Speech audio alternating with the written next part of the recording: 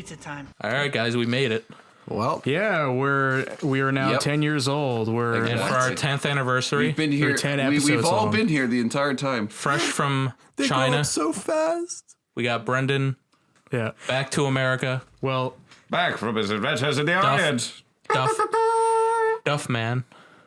Duff man. Well, Brendan, can I do the actual intro now? I was Oh, wait. okay. Oh, I thought this was cold open. Oh, whoops. Yeah, I don't think we do those anymore. I don't think we do those anymore, unfortunately. Thanks for joining us. We're the Choose Your Character podcast. I'm Mike. I'm Sisto. I'm Brendan. And I'm Cowboy Mungie. Yeah, so we have a special guest today. We have Brendan. I actually thought it would have been pretty funny if we just didn't acknowledge him at all and let him sit there. So that way, an hour here, dude. So the people watching us on YouTube would just see this guy just sitting there the entire time. We just wouldn't acknowledge. It's a little bonus for the viewers. Yeah, it's behind the scenes. Well, I can speak for all of us when saying it's finally good to have you on the show. Yeah, Thank you. Thank top you. I've been fan. saying it every See, this is what fucking happens when episode. you're a fan. When you're our fan, we'll bring you on here. So, and like I said, our listener in Moscow is very. I would excited. say that he won the sweepstakes, but Somebody from the UK is watching us. I don't know who, but thank he you. would probably be the only one to Like enter and the comment. sweepstakes And anyway. thank you, Good luck with Russians. Brexit. Yeah. What? That's all I'm going to say. Good luck with Brexit. Yeah, you got a new prime minister. My favorite meme is it's Good old it's like Boris. 2552. The Federation was established, except for Britain, who's still trying to leave the EU. You know, I just realized you guys lost your one viewer in mainland China. Oh yeah, that's fine. Oops. And in a few weeks, we'll get a few in. Were you were using NordVPN, weren't we you? gained Yeah, a but I was few, downloading just from my Chinese server, so. Oh, okay. Yeah, like, because I we were wasn't- wondering because like what VPN we were using because we got some random people across Europe and Yeah, we have. I really we have should have. I one really in. should Se- have fucked with you guys. there was like a Siberian one and I'm just like No shot. Cold. So very cold. Yeah, we had one like in Indonesia, and we were just like, huh. That might have been Interesting. me one week. yeah Interesting. So maybe you are a fan. You are our fan in international Moscow. fan base. Yeah. Brendan is our international. I am the international fan base. I'll just do He's our one country interna- every week. He's our international man of mystery. Yeah, we also have 3 listeners in Camden, New Jersey. I know them. Oh, okay. No, I don't. Maybe. Actually, we us. actually might know one of them. Our friend Ryan. Well, my dad told me he finally listened to an episode just to let us know that he liked Sisto's Okay, basement. okay. He watched it for 5 minutes. Okay. I'm glad he tried. Exactly. I'm You glad got to did. give it the good. But he the loves good college Sisto's try. basement because it is a nice basement. Well, thank you. It's full of cool shit. So, do you guys see anything? Do anything in the last 2 weeks that were interesting? So we finally saw Once Upon a Time in Mungewood, and I can finally talk about that. Yes. Yes, we will discuss that. What did I do in the last 2 weeks? Well, personally, I restarted God of War. There's my Kratos right there, and I made. It's out of view. Oh, is it? Yeah. There, Kratos. You I have some. just go here. Played the house building theme for the 4th time. I bought Metal Wolf Chaos XD. Oh, God. Which I've been waiting for a long time. I joined Reddit. Oh yeah, Sister joined Reddit. Welcome to the cesspool. Yep. I'm enjoying every little Gwen got a post, job. but Also, my part of the birthday was community. last Monday, and you guys I threw me a noticed you're, surprise party. I noticed which you're was not fun. wearing my gift. Huh? I noticed you're not wearing my gift. It doesn't fit me. Oh, sorry. But I had the beans. They were good. They were actually really good. Anyway, so wanted Munchie them got back. You got him bean-boozled? So what I got him was I got him a shirt that was poorly misspelled. I'm thinking about those beans. From that Facebook post of that guy. And I got him a can of beans. And the first thing he said was they weren't Bush. because they weren't. And then you son of a ate them. bitch. I wanted them back. They were good. You left them at Lex's house, so it was like it was a fair game. Were they good? It was like, what was it? Onion. It was onion and bacon. It was. I don't know. It was when- good. the fact that Mungie gave Mike a present that he actually wanted back. Well, the can of beans That's was a inexcusable. joke. It doesn't matter. And then he insulted that they weren't bushes. You can't. That was literally the first it thing was a that came out of joke. my Number mouth. one, you can't just give somebody a gift and then try and take it back. Do you even Yes, go you could. here? You're right. Like, fuck it. But anyway, so since I started playing God of War, can I spoil it? Can I spoil God of War? I've seen it all. It is a 4-year-old game at this point. Well, no, I haven't played it. I haven't played it yet. 2 years old. You scared me because they were still doing episodes. So I'm going to spoil it because I made a realization that. So I think Kratos is, and so I heard they're making a trilogy. So there's going to be 2 more games after this one. Because it's a relaunch of the game, right? Yeah, but I think by the third game, Kratos is going to kill Atreus. Because I think Kratos is gonna die. Or that Kratos is die. Well, actually die. My big theory is that Kratos is gonna become the world serpent.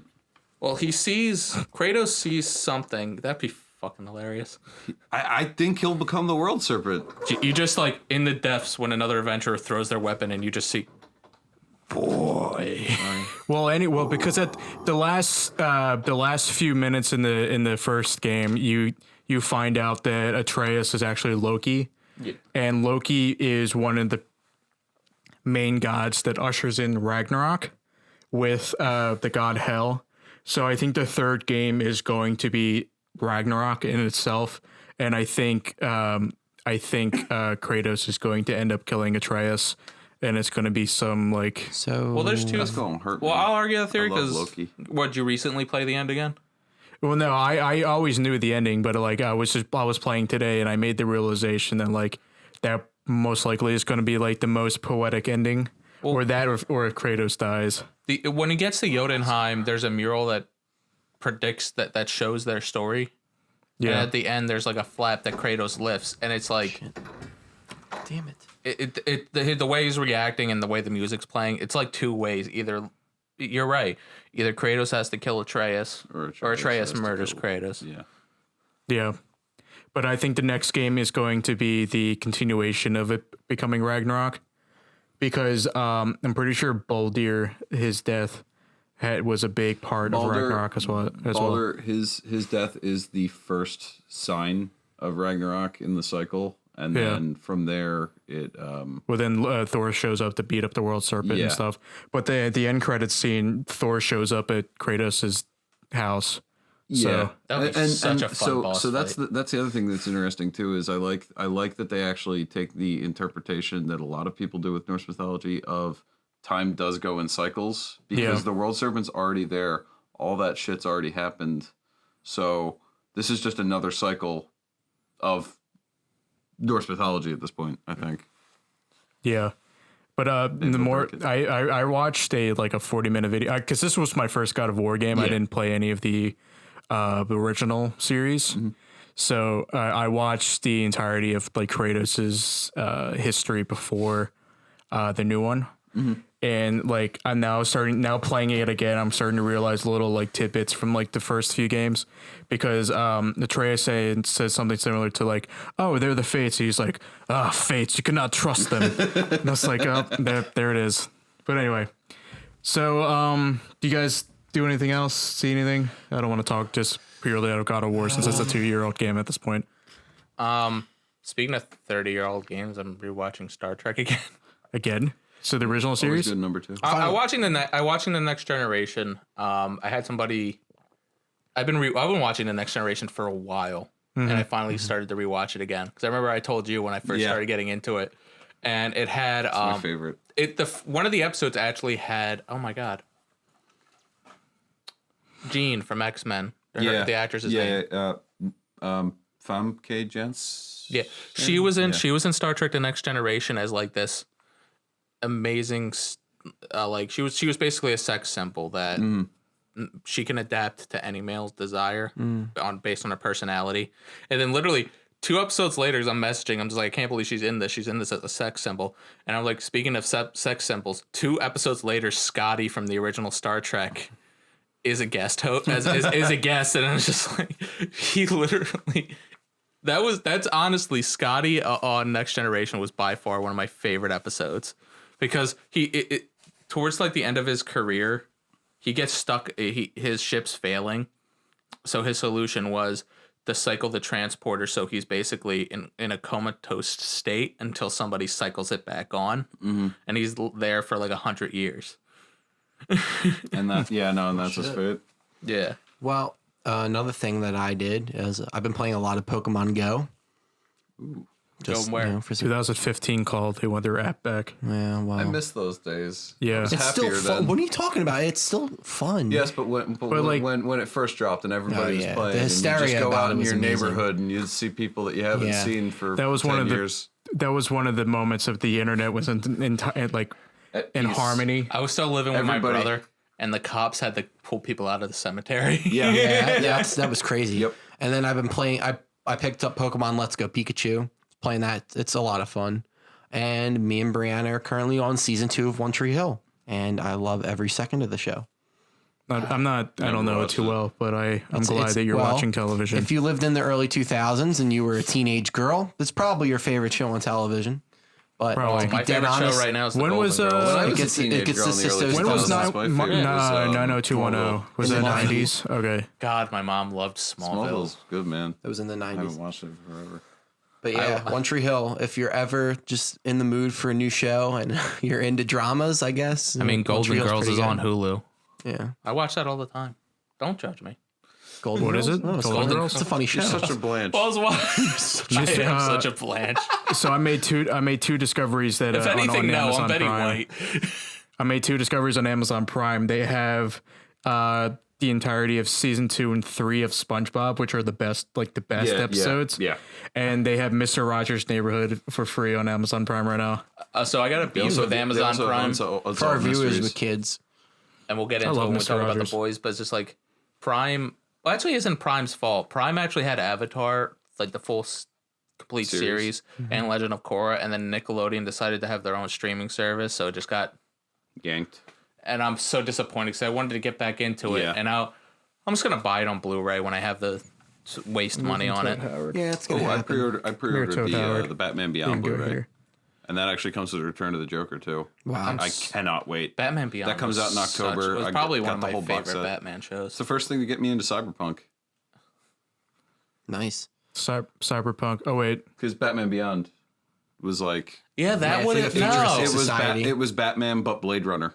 Yeah, me too. When you think about it, that is the first Cyberpunk show. Yeah, it deals with an older Bruce. Well, I don't have to explain it to you, but yeah, I know. Bruce Wayne pulls a gun out on somebody, and then that's when he realizes I shouldn't be Batman anymore.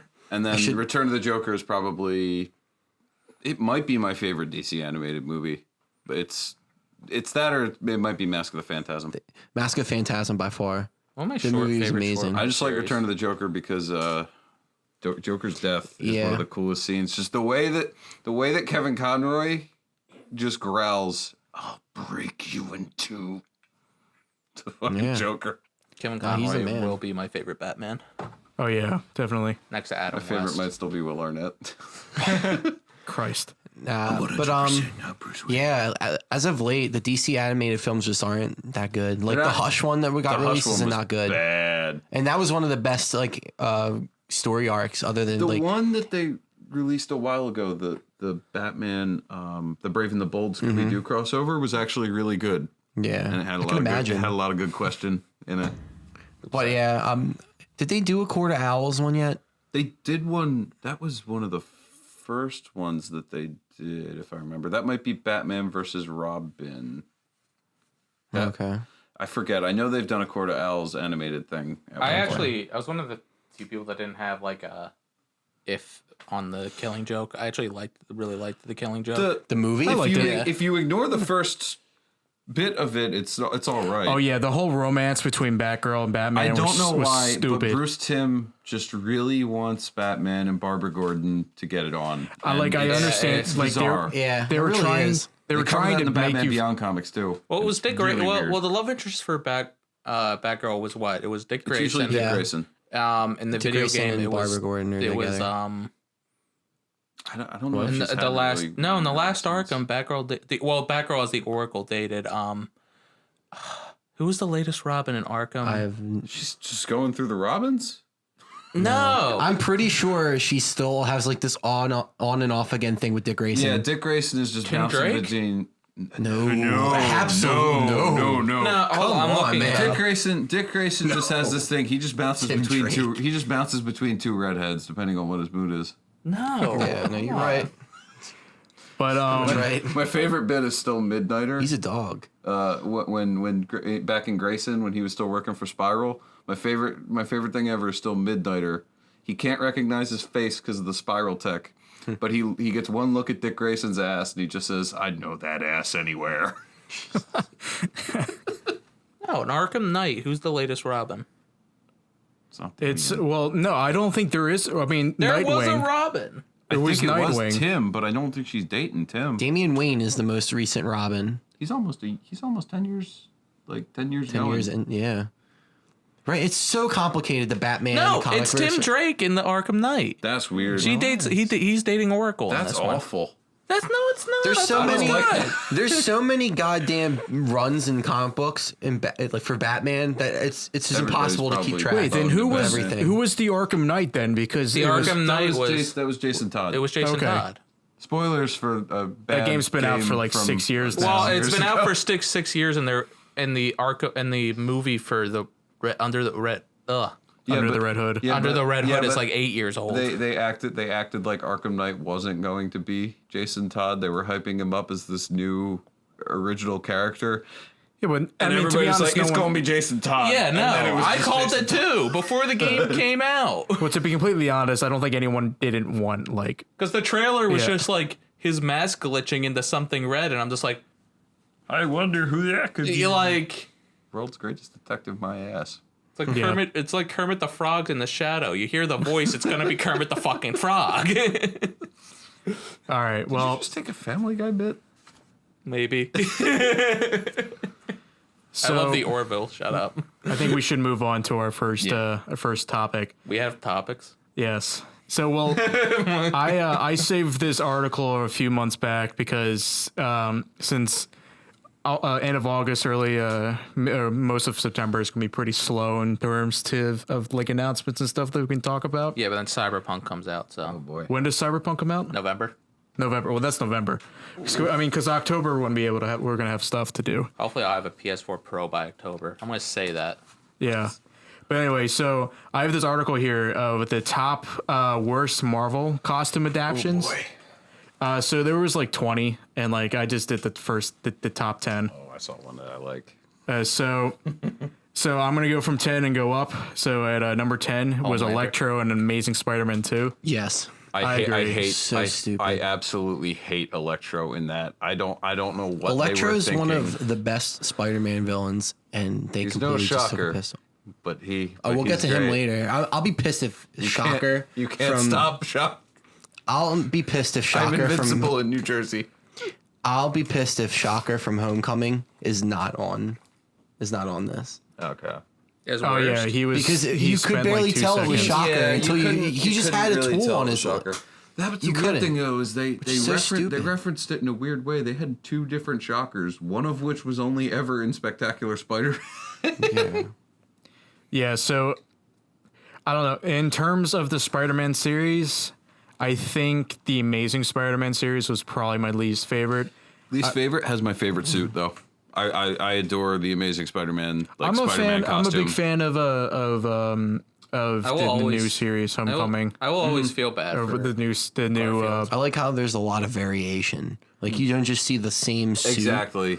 It references the fact that Peter Parker has been evolving throughout the films, and he's gotten different suits. Whereas Yeah. like the Peter Parker in the Raimi films and the ASM films just kind of had the same costume because they were stuck as like the only this thing- poor guy Yeah. that couldn't afford anything or couldn't develop anything because Yeah. they haven't gotten there yet. The only issue I have with Tom Holland Spider-Man is how many people he tells he's Peter Parker. Yes, we went over this. We went over this. Yeah. It's still a pet peeve of I think that is a main character flaw of this rendition of Peter Parker. Hi, I'm know Peter what I Parker. also- You shouldn't say that. I also noticed, so at the final scene in Endgame where they finally fight Thanos, he's not wearing a mask there either when he At flings all. in. And so he's in front of the entirety of the people that are defending Earth. There's so like, much shit going on though. I don't think anybody's really gonna notice Yeah. one kid. I mean, it's not like he had a lot of enemies fighting with them. Like I guess, but still. I It want was him and all Shuri to be heroes he was friends. That'd be fighting, cool. though. Put Shuri in another Spider-Man movie. Make them friends. That So- would be cute. Yeah. So, but like in terms of costumes, like I have a special place for Tobey Maguire's, but like Really? in terms of like of I guess aestheticness, if for lack of a better word. I probably like Tom Holland's the most because I like the adjustable eyes, and I like it being more of a fabric rather than just straight latex. Yeah, because it kind of owes the comics that the eyes, like he emotes. Yeah. Yeah, because like with Tobey Maguire, it's like Deadpool. Tobey Maguire, like you get enough acting out of his voice. But I like, love when his voice gets all high pitched when he's scared. yeah. But so I was recently playing the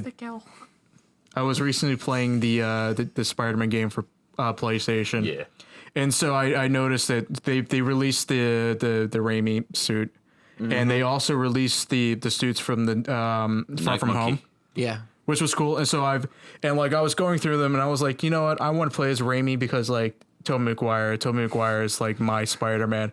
But I played for a bit, and like and it was realistic to the movies where the eyes didn't move. So I was like, I'm not getting enough expression out of this. And like, I like the black and red Spider-Man suit that's in the new one. Well, So I love it. In the DLC, I replayed the last one. Just for some reason it didn't save. But I knew when Peter orders a pizza. oh yeah, So I made sure I was wearing the Raimi spider suit. I played the first part with a Black Cat, and I remember that where like MJ's like, "Why do you smell like pizza?" And Pizza's like, "Cause I ate a pizza." So, but yeah, and then You had time to just eat a pizza. Pizza time. I just wasn't a fan of Andrew Garfield's, but that's just me. I like nobody the colors. was. I like the colors on his suit though. He does, I can't but- lie. They look pretty dope. I feel so terrible for Andrew Garfield. No one was a bigger fan. No actor was a bigger fan of Peter Parker. Yeah. No Yeah. one was a bigger fan of Spider-Man than Andrew Garfield, and he got screwed. And I feel so bad for him. Sony. But anyway, so next up for number 9 is Juggernaut from X-Men: The Last Stand. I'm the Juggernaut. I mean, I was never too into the X-Men. there's only been so I two don't really care. renditions of Juggernaut on screen. And one was right and one was wrong. That's honestly what I was gonna say. Was one was right, and one End of was wrong. discussion. Deadpool 2 had should be- one that was dead on, and this should one be a monster. just was terrible. But look, there was like no excuse that he was his brother. He wore the helmet because it keeps his head pretty. See the thing though is though That's just that great. That's just great plot development. The X-Men movies were trying to be a more grounded approach because it was still that time where you couldn't get super comic booky with stuff, or else people Yeah. would not take it seriously. Yeah, it was a- whereas it now was- you But yet can. again, how grounded can you truly get with a story Exactly. that's about with anything that's about mutants and superheroes? honestly I'm though, the Juggernaut. this also You can do whatever you this want. is all. X-Men 3 has numerous problems that outweigh this one. It was my favorite two Yeah. lines in that movie. I'm the Juggernaut, bitch, and can you get me out of here? I have to pee. And that was my two favorite lines. Yeah, we'll give it to him that his suit's very BDSM with the leather straps. I'll put it on screen when I edit this and post. But like, You can do that? yeah, why not? I'm not claiming that I made the suit. I'm just kidding. I'm I sure hope you're not claiming you Yeah, made that I suit because mean, we'd have to have some discussions. My career Suit's atrocious. barely started. If I'm claiming to be the one that made the Juggernaut suit, I don't want to tank it already. You know what I really want to play again? I know this is sidetracking. The Deadpool video game. Really? Yeah, I wasn't. I loved enough. that I game. didn't care too much for it. Oh, I I like loved the it. part where you slap Wolverine though. That part was fun. You slap Okay. Wolverine until the game tells you to stop. And you keep going. See, the one thing about this list, I think is kind of unfair because like they have some movies that are from like the 40s that they're ranking poorly. Those are just cop outs. That What, like those what, movies like- were as good as you could make it for the time. What, like the Detective Batman comic? So films number that they 8 made is in the Captain 40s? America and Captain America from 1944. It looks accurate. Captain looks okay. America It looks on point. Captain looks America very was much a accurate. war propaganda thing. It's don't not know- going to look amazing. I don't Yeah. know if you guys have seen Captain America's early looks in the comics. They weren't anything to really write home about. Yeah. I like Remember him. I like Bucky? him with more of a cowl thing kind of going on, Remember- or a helmet. Remember Bucky, the buck-toothed sidekick lad? Really. That's the thing with Captain boy America shorts. costumes, though, is as much. The one thing I'll say about Ultimate, as much as I hate Ultimate Steve Rogers with a passion, I love his suit. Like I love Captain America with like a helmet on, like an actual like military style helmet on. Yeah, since none of us have probably watched the one from 1944, let's move on to 7. So 7 is Bullseye from Daredevil. This one, I love it. I don't care. Colin Farrell's amazing. It's just shaved Colin Farrell in a leather jacket. I'm gonna say here, Colin Farrell was one of like in my opinion, one of the high points of that movie. I Actually, think he is my high point. It's either that or it's Kingpin. More peanuts. I don't know about that. I don't mind his performance as Kingpin. No, Speaking of Kingpin, wait, wasn't it John Travolta who played? Not now. Let me finish. Kingpin. He played Kingpin in Punisher. Now that should be on there. No, he wasn't Kingpin. He wasn't? He was a different character No, altogether. He was some original made-up character for that movie. That was weird then. Michael Clark Duncan was actually Kingpin in Daredevil. So Really? Yeah, he did. I thought he was okay. It's a different As take far on as it. I early think he could have 2000s. played. He could have easily played a Tombstone. Oh, that for would have been sure. nice. Him as Tombstone would be dead on. I would have been. Plus It would have been nice if they Clark Yeah, I was about to retconned. say he can't do it anymore. Bless you in heaven. It would have Michael been Clark nice Duncan. It would have been nice if they retconned Tombstone into like a Daredevil or one of the neighborhood fighters or an Iron Fist arc, because like that'd be pretty cool. Like he goes up against Spider-Man almost like exclusively. The big man. But like guys like the late Michael Clark Duncan, he could have played a great Tombstone. Such a good Would've been Tombstone. amazing. Holy shit!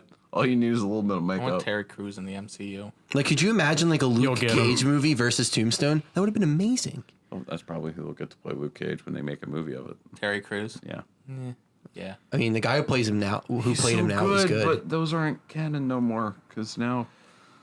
Oh, they're not. So they're completely not I don't know canon? about that. I think they're gonna get redone. They're gonna Just there's please no bring shot. Kristen. Just please bring Kristen Ritter back. She's the perfect. Oh, Jess. absolutely. I love her. Kristen Ritter. She was great. Jessica Jones was great. But yeah, back to number 7 on our list. Well, I didn't watch the Daredevil series. No, this is a movie. That's Well, from, no, that's from the this movie. is more about the series since that's still canon. I'm pretty sure. Okay. Maybe. Do you think we're going to get a Kingpin in Spider-Man since he's a I bigger? don't think so. No, it looks like they're going Sinister Six route with Mysterio Yeah, led. Maybe if you It's gonna be a Craven. Yeah, it looks like it's going to be a Mysterio led Kargan. Sinister Six. And Carl Urban, if he ever comes back to the Marvel Cinematic Universe and play what? No. Yes. No, Craven. He looks exactly like the comic book rendition of You need to Craven. watch The Boys though. Yeah, I know. But Yeah, no, still. the boys would make sense that he would be a good Wolverine. But isn't he like 6'4"? He could never play Wolverine. I mean, you know who else couldn't play who couldn't play Wolverine because he was over 6 foot? Who? Hugh Jackman. Ultimate Wolverine is technically 5'9", so. Hugh Jackman was well over 6 Hugh foot. Jackman's the tallest dude in the cast. He's 6'6". He's looking up Hugh Jackman height. He's huge, He was, not, man. he was not a furry midget in the film. If you go back to Google, it says it. It says it's right Yeah. there. It says it right underneath. It's 6 something. Wow. Yeah. My height. he was the tallest person in the film. They What is never he? tried to make him short in the What, they movies. put everybody else on stilts?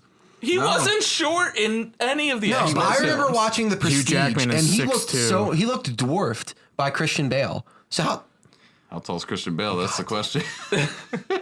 We're just gonna keep going down the line and find I person. assume we're gonna get to like the Great Khali. This was a worst Yeah, Christian costume Bale's segment. shorter than they gave Hugh Jackman. And they gave Christian Bale the.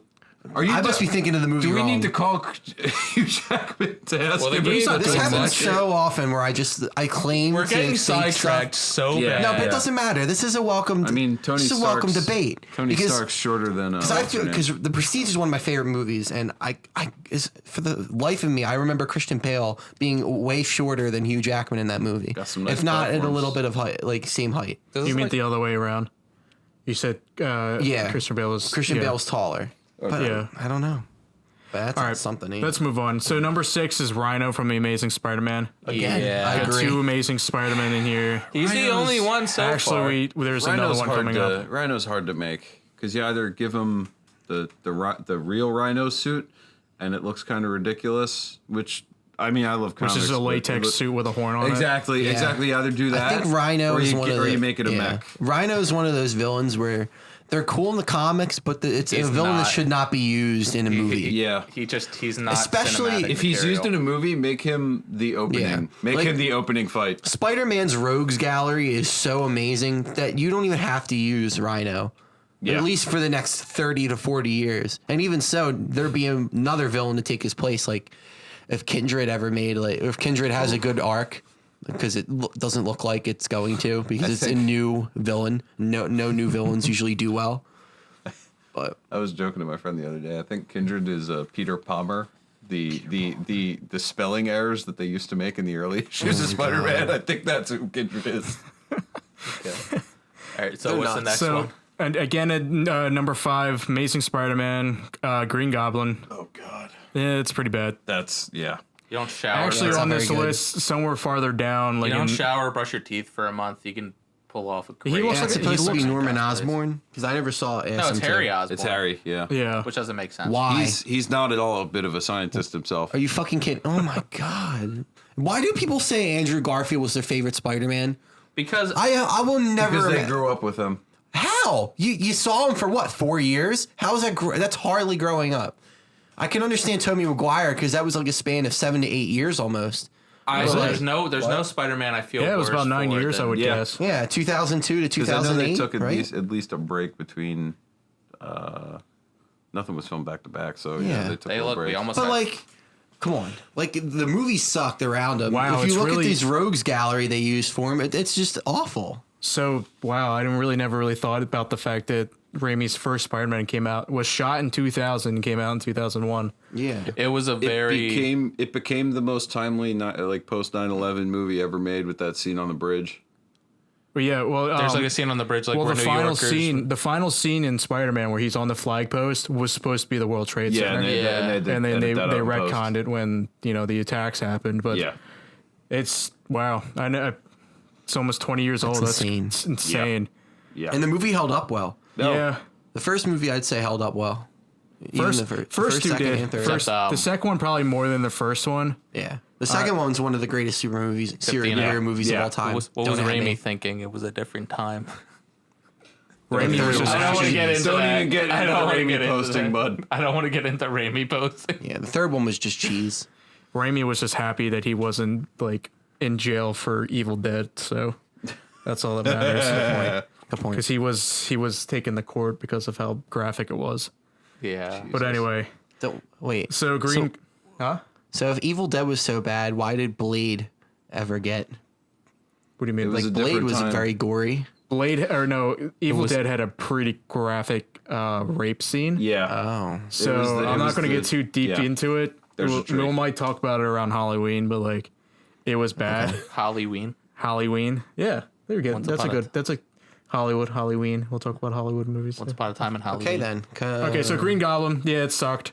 And like I said, farther down the list, they did have William Dafoe's Green Goblin, but I liked it a lot more because he doesn't look like. I think William Dafoe hated the Green Goblin costume as much as people did. How was? I'll take. I think that suit just pretty looks nice. Well, it's not nice. I can just early 2000s, that villain costume. It just I can't imagine fucking liking being in that costume. Oh yeah, he just looked like you could tell he's rigid, uncomfortable in it. Yeah, you're right. But I'll take Power Rangers. The suit itself, Amazing Spider-Man. Anyway. The suit itself is very of the early 2000s, shiny. Yeah, so it makes sense that's the route they went, and compare it to the Amazing Spider-Man where he looks like a meth head. So I don't know. And like I said, I have a special place in my heart for Raimi Spider-Man because it's what I grew up with. But so number four is Captain America and Captain America 1979. Cop out. Yeah. Oh, is that the one with the bike helmet? Yeah. It's a cop out. Yeah.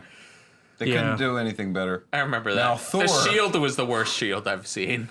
Now, so we won't talk about that much because no one, none of us probably ever watched it. But I have. You have? It's a bad movie. Which one? That's a bad movie. The Captain America one? Yeah. That's a bad movie. Well, because at number 3 is the 90s is Fantastic Four movie that never got released. That's in the 90s. So at number 3 is Red Skull from Captain America 1990s. Now I will give him this one because it looks pretty bad. It looks like an alternate version of The Mask. Do you see it? You're right. I can't see it. It is pretty bad. Oh my god, it does look so bad. It looks like a bad cosplay that you would see Jim at Otakon. Is that Jim Carrey? I guess. There is no God today. That's 7 years before The Mask. Didn't The Mask come out in 97? Yeah. Yeah, so isn't The Mask like a a direct copy of the Red Skull from Captain America? I don't know, but 1990? he's in full shiny leather jacket. Smoking. Yeah, he looks bad. It's just not, and he's smiling in this photo, so he doesn't look intimidating at all. Red Skull, the arch Nazi. Rogers. He's smiling like Sieg Heil. Yeah. So, all right. So number 2, we have Doctor Strange from Doctor Strange. So no, it's not. It's not. No. Wait, what was it? It's Doctor Strange from Doctor Strange, but it's not the recent Doctor Strange. There was another Doctor Date Strange when this movie came out. What do you guys know? What year this movie came out? Because it No. looks like 80s. That has to be the 80s. That looks... Man, just from the look I'm getting, that's not okay. The caption says, "This is neither an adult film nor a joke. Doctor Strange's costumes consisted of mainly pimp jewels and the occasional silk robe. The master of mystic arts on a 78. casual Friday." It looks like Ben Stiller. It's from 78. 78. Yeah, that makes I'm sense. looking up the Yeah, that Wikipedia makes because I want to perfect see how. sense. It's weird they didn't date it. Oh yeah. It looks like a bad. It looks like a was that porno. popular. It looks like a porn parody. He's got the mustache too, Look! so he's definitely Thank like. God this show was never picked up. There's a Oh, movie. why isn't let me? That's I thought it said it was a show. Look at on that. Wikipedia. He looks like a white Orlando Calrissian. And that's Scarlet Witch? He looks like I guess. Oof. Yeah, man. Okay. What were they thinking? Multiverse of Madness, indeed. All right. So what was So the number 1, I think you guys can guess it. Sister probably looked at it, so I won't. I give didn't it. see it. What is the number didn't see 1 it. worst costume? Is Number it Do you want one. to take guesses first? Elektra? No. Ooh, wow. Daredevil? No, that was the worst actress for Alex. No, Daredevil's costume in the original one wasn't that bad. It was And that's the really only fake. It's a It's just very, red leather, it's a very common one that people definitely like go to when they think about it. Freeze! No, Is it George Clooney? no, no. It's Marvel. Really? We've Marvel. only been doing Marvel. Oh, wait, shit, yeah. I'm shocked it's not Elektra because seconds she on was the clock. terrible. Anything? Do you just want me to say it? just- Yeah. What is it? Deadpool. X-Men Origins. Oh, yeah, Oh. that makes perfect sense. Well, the thing Yeah, is though, we X-Men couldn't Origins. think about it because we all It's mentally wiped that. Yeah, because we kind of don't just wanna figured. remember. Hey, no, Deadpool 2 killed him off, so we're not actually supposed to remember him. Yeah, good point. Yeah, but Deleted from there's the not timeline. much to say about this other than what has already been said. What were they it's thinking? Bad. What were they thinking? The best part about it is they actually brought Ryan Reynolds back to Oh. do the actual Deadpool. Well, And- Ryan and murder himself. Well, Ryan Reynolds has been Reynolds- trying to do a Deadpool movie for decades. Until Yeah, and he Ryan got Reynolds it. got cornered. Is just like you're either doing this or you won't ever Didn't he get go a chance in again. Deadpool 2? Didn't he go back and tear Yeah. up the Green Lantern? Yeah. Yeah, I love that. too. No, he shot him in the back of the head. He's like, welcome Yeah, to he the big. shot Ryan he shot Reynolds in the Ryan back of Reynolds. the You head. just see Ryan Reynolds just go, welcome to the big leagues, and then just a bullet goes for the Green Lantern. I feel then- bad and then for he Ryan shot- Reynolds because he I was shot, excited for that movie to come out. He shot the X-Men Origins version of Deadpool 2. Yeah. He unloaded like 2 clips on him too. Yeah. And he did one other thing I can't In the remember. extended edition, yeah, he unloaded 2 clips into him. Yeah, I mean, Ryan Reynolds definitely did a 180 coming because that was probably the lowest point in his career doing that, and it's not his fault. It's just the nature of Hollywood. Yeah, I don't think he was that big of a star yet when that movie came out. no, probably the biggest thing he did at that point might have been Waiting or something. Yeah, or He's really good in Hobbs and Shaw. what was it? What was Oh that? yeah, He's he hilarious. was hilarious. He was Shaw. I think he was the best part of that movie. That on my movie list. in a whole between him and Kevin Hart. I don't know who had a funnier like. Oh, happy they put But that movie was you had to turn your brain off for You the need to entirety watch of that movie Hobbs and Shaw. because the whole part where like The Rock went back to Samoa and he just everything was family. Yeah. This family. I was Yeah. like, this is fucking stupid. Like, not that I know it's culture. But that's and the all whole that. thing. That's the That's whole thing about with Fast and Furious. Family. Yeah, No, and no, it's stupid because the third- whole time it's hilarious. It's a great movie until they get to the island, and then it's just overdone. The third act twist of the movie is they discover you can use teamwork. Yeah, yeah. Like, what kind of bubble guppy shit is that? All in all, where though, like you 9 just out of- learn that 9 out of- teamwork makes the dream work. All in all, though, 9 out of 10. Fantastic Like, movie. I yeah. enjoyed every second. Like, I'm thinking to myself, like, the 1998 San Antonio Spurs knew the teamwork made the dream work from the very beginning. But, like, it took them, like, an hour and a half in Hobbs and Shaw to figure it out. Michael Oxmall. Steve from President Steve does a good Vin Diesel impression. He's just like, it's about family. It's all about family. Family. Family. It's Family.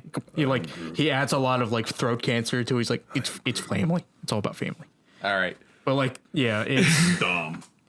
I'm not a fan of Fast and Furious, so I won't get into it. My brother loved it. That's kind of why. Brendan made the note, and a lot of people made the note how old Fast and Furious is. So to note how old Fast and Furious is, this movie, or the first movie, was a bunch of street racers trying to push cutting edge combination TV DVD players. This movie features a cyborg riding a near sentient motorcycle.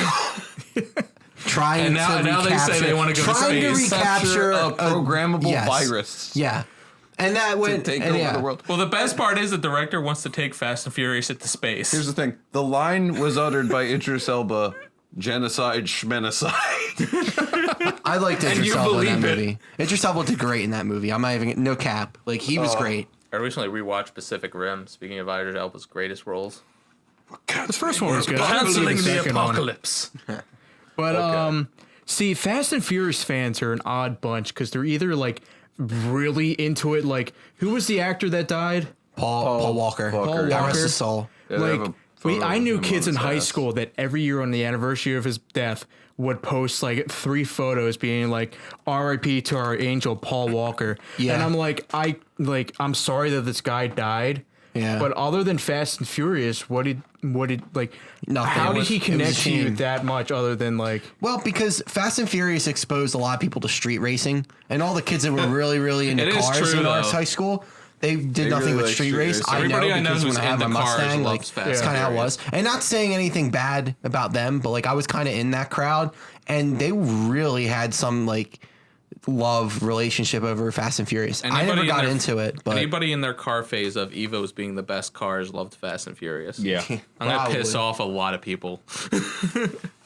Okay. But yeah, that's just how it was. It was a weird phenomenon because I couldn't understand how, like, I get Paul Walker died, but at what point did it, like, I'm glad it was a spinoff that with Hobbs and Shaw was instead of like the Toretto crew Yeah.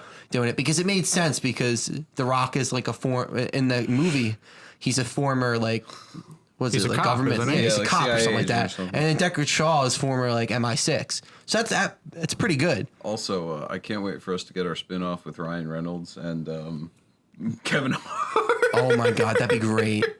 I would Kevin Hart was in it? Yeah. He's- He was amazing. He's hilarious. Yeah, it was And like you don't expect unexpected him. because he's How not many in short any of jokes the. does Dwayne make? Or not Dwayne? No, it is Dwayne. How many short jokes does Dwayne The Rock make? Oh, not Kevin Hart? Kevin The Hart. Kevin I do Hart. like the chemistry between does- him and Kevin Hart. Him Oh, and they're yeah. hilarious. He does a few with Jason Statham in the Yeah, movie, but Oh yeah, because Jason Statham is short and compared Jason to them. Statham says The Rock has boobs, and that's the insults they throw at each insults are other. great. It was a funny movie. I'll they're be a fun. honest. They're like exactly. It was not a comedy, but it was a really fucking funny movie. You know how I feel about that? The same way I feel about that, and it's underrated action movie to me. Expendables 2. No. Expendables 2 is so 2's okay. underrated. 3's. 3 was horrible. I 1 don't was think any good. of them I don't think any of them deserve the praise that they get. Oh, fuck off. I loved that movie. You also had Chuck Norris come back. I will admit, as early Look, 2000s they as brought- that is, I love whenever Chuck Norris walks on screen to the good, the bad, and the ugly whistle. Oh, yeah. He does it all the It time. wasn't early 2000s. It was like 2012 when those movies came out. But when yeah, Chuck thanks. Norris would always walk on screen, there was that whistle. Yeah, but like, so in the second, it was the second one where they literally had Arnold Schwarzenegger to come on there just to go, I'll be back. Yeah. Yeah. No, and then Bruce Willis goes, those "You've been movies back were- enough. I'll be back." Those movies were just a bunch of, they I just don't brought give a these shit. people- I fucking love it. It was a great. There's so many movies that you just have to turn your brain off to watch because they're Yeah, just not good movies. I Like think the they're people great. that are in it make it good. I think Yeah. they're great movies if you turn your brain off, because it's just like you have all these old guys coming back for action movies and they're all fucking making fun of each other. Exactly, and that's just how it is. Yeah. So what's next, Mike? So we have a little Activity. segment that I have here. So I went online and I I went online and I found a bunch of copypastas that were near and dear to my heart that I loved a lot. Copypastas are in their whole. Can I explain what a copypasta is? Hold on. I want to hear Mike's. Copypastas is basically like the top tier copypasta that everyone recognizes is the Navy SEAL one. He's like, "What the fuck did you say to me? You fucking blah blah blah blah blah." I have 300 confirmed kills. Yeah. So what is a copypasta? Copypastas are usually giant chains of text of people that of things that people repeatedly copy and paste over and over again to ad nauseum, because that's the joke, because they're mocking. It's a joke of them mocking usually the person that said it, or it's just so over the top that they keep copying pasting it because that's the joke. Sometimes they are originally like a genuine post by someone. Yeah. And sometimes they are somebody wrote a long post because they thought it was funny and they could do something funny with it. Yeah. And so copypastas are near and dear to my heart because every time I find one, I immediately put it in the group chat knowing Mungie was going to kick me out.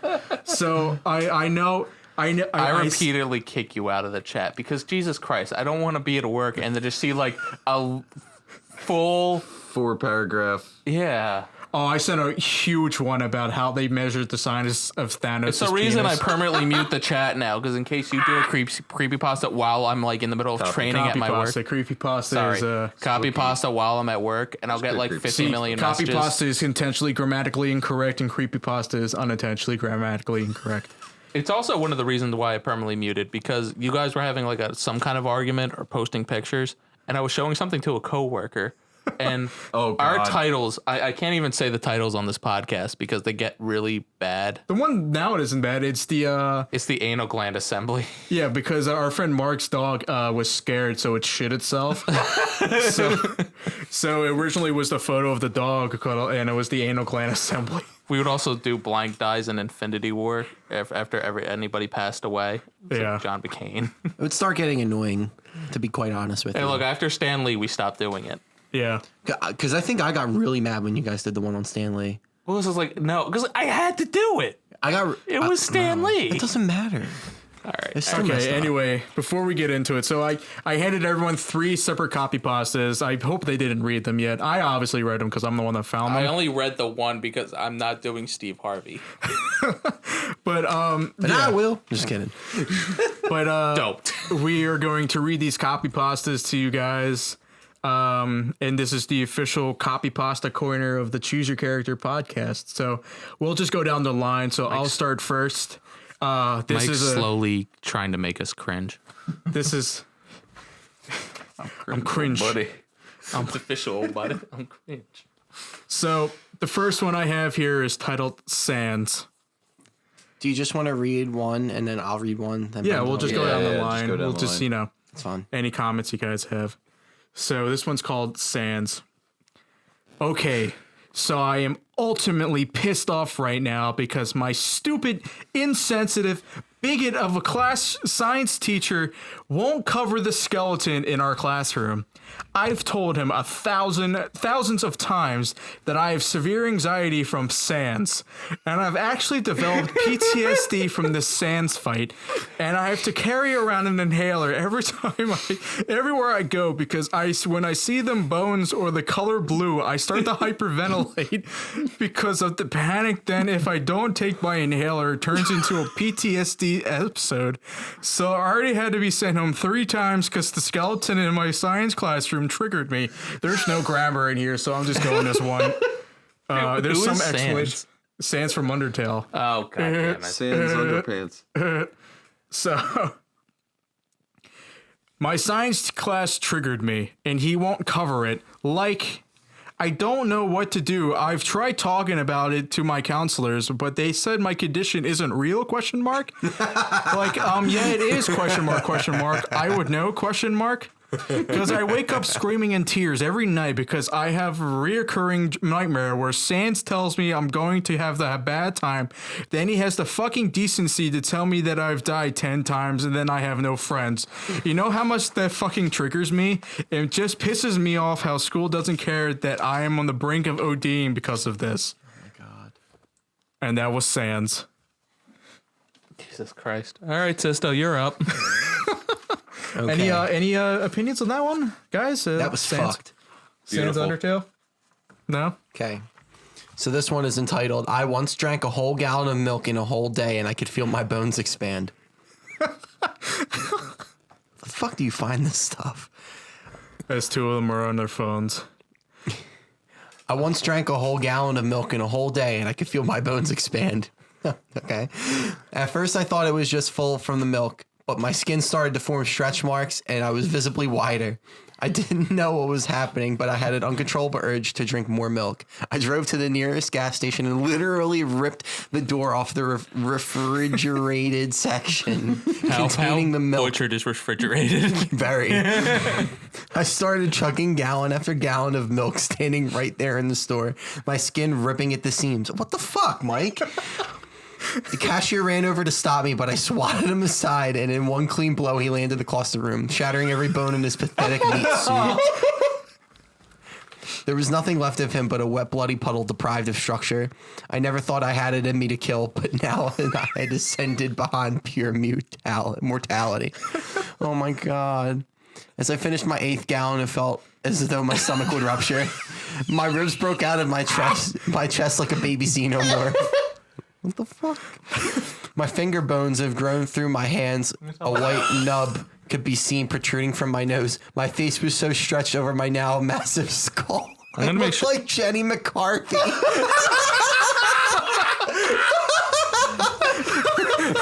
My biceps and muscles were hard and calcified. My boner now had a bone.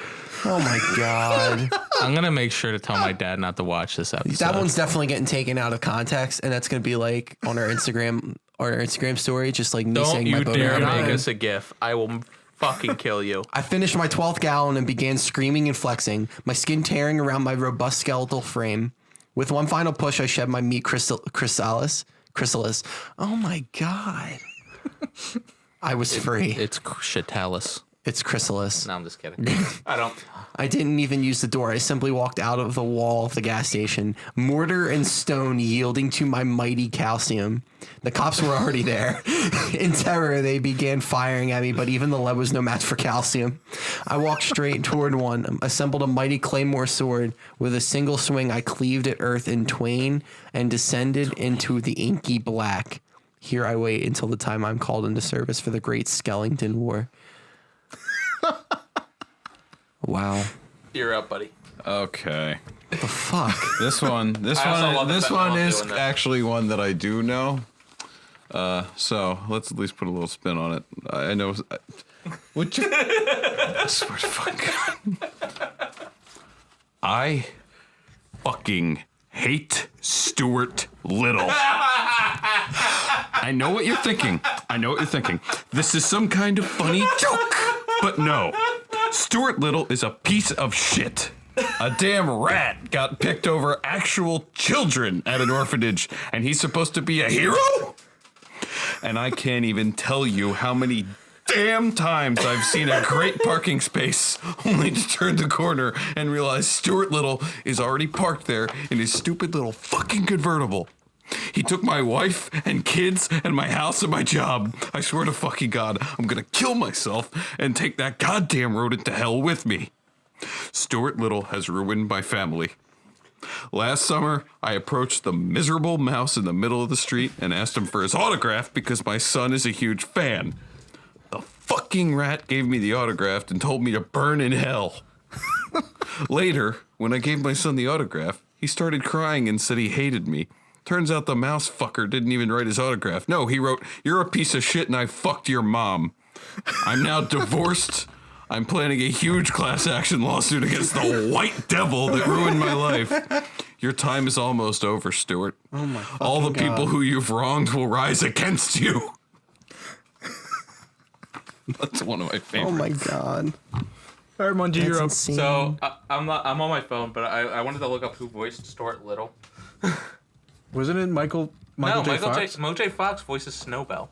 Fucking White Cat. yeah. Because I looked that up because for some reason that's the people also ask who voiced Snowbell. Who voiced? I can't find it. Which Really? Was Stuart Little a real mouse? Oh yeah, that's a good one. But who you can't find who was. You found that it was Michael J. Fox voicing the cat. I don't know. Who was Stuart Little? Michael J. Fox did both, I guess. Really? Yeah. Hold on. Look up the IMDb. Someone look it up because I said who voiced Stuart Little, and I'm just getting weird lookups. All right. All right, Sister's looking at now. Hello, Voice welcome cast to would the be ASMR section of this Michael J. Fox podcast. was Stuart Little. Nathan Lane played Snowbell. Okay. Oh, that was weird. Okay. Mungie was wrong. And I Mungie's wasn't up wrong. next. Google was wrong. Okay, go ahead, Mungie.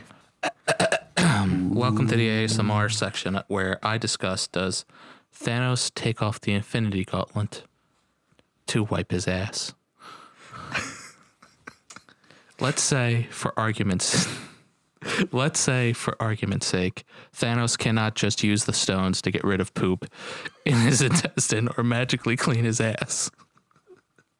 Is that canon? Thought it out. You thought it out. They thought it out. Most people wouldn't be comfortable using their non-dominant hand to wipe their ass. It would be too awkward. Using his left hand is a no-no in this scenario. Would he wipe the gauntlet on with the gauntlet on? What if the toilet paper breaks? Thanos would walk around with poop hands.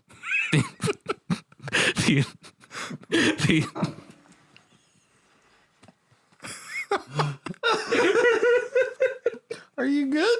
I can't believe I'm uttering these You words. found the trigger word. The Infinity Poop Gauntlet. Hold on, let me this. Compose. Ew, the Hawk would laugh at him. Let's say he takes off the gauntlet and puts it on the counter. That would make him vulnerable, wouldn't it? Maybe this was the one outcome that Doctor Strange saw in the 14,605,000. Spider-Man swoops in, steals the gauntlet, and toodles out of there without getting a sniff of Thanos poop. The rest of the Avengers would then swoop in and beat him senseless atop the toilet bowl, ass unwiped. What happens in the other 14,604,000 possibilities, though? Thanos could own a Japanese-style bidet toilet seat. The kind that would jet your ass with lukewarm water, warm to your body's temperature, then dry your ass with the loving warmth of a mother. It's good stuff. Thanos I did not expect that one. I've used one before. It's good stuff. I've always wanted to. Okay, that's... Thanos would never have to take off his glove to wipe his ass. His ass would be sparkly clean without him needing to lift a finger. To think that Japanese technology could be the undoing of the Avengers. Who would have thunk it? Thank you. That was beautiful. Thank you for that. You're welcome. Who the All right, fuck so I'm thinks not of doing this the shit? next one. You're not doing the next one? I'll do. I can't. I'll do the next I one. barely got through this one. I'll do the next one. All right. I can read So it. this one's called Cancer, and this is one that's used as a response to cringe. Chris Kringle. Yeah. Cringe, So I present to you Cancer. buddy. Get ready. My grandfather smoked his whole life. I was about 10 years old when my mother said to him, "If you ever want to see your grandchildren graduate, you have to stop immediately." Tears welled up in his eyes when he realized what exactly was at stake. He gave up immediately. 3 years later, he died of lung cancer. It was really sad and destroyed my life. My mother said to me, "Don't ever smoke. Please don't put your family through what your grandfather put us through." I agreed. At 28, I've never touched a cigarette, and I must say, I felt a very slight sense of regret for never having done it, because your post gave me cancer anyway. Oh, I knew this was it. I love that one. That is such a great copy pasta. My favorite's great. still the katana one. Okay. Oh God, Katanas are. Do I really have to read this one? Yes. I can't. I will not do that. I'll do the next Do you want to one switch? for Do you. you want to? serious? Let me see yours. Do you really not want to read it? I don't know because I can't do this one. If you don't either. want to read it, then don't. I'll read it. No. I want to enjoy. You want to trade?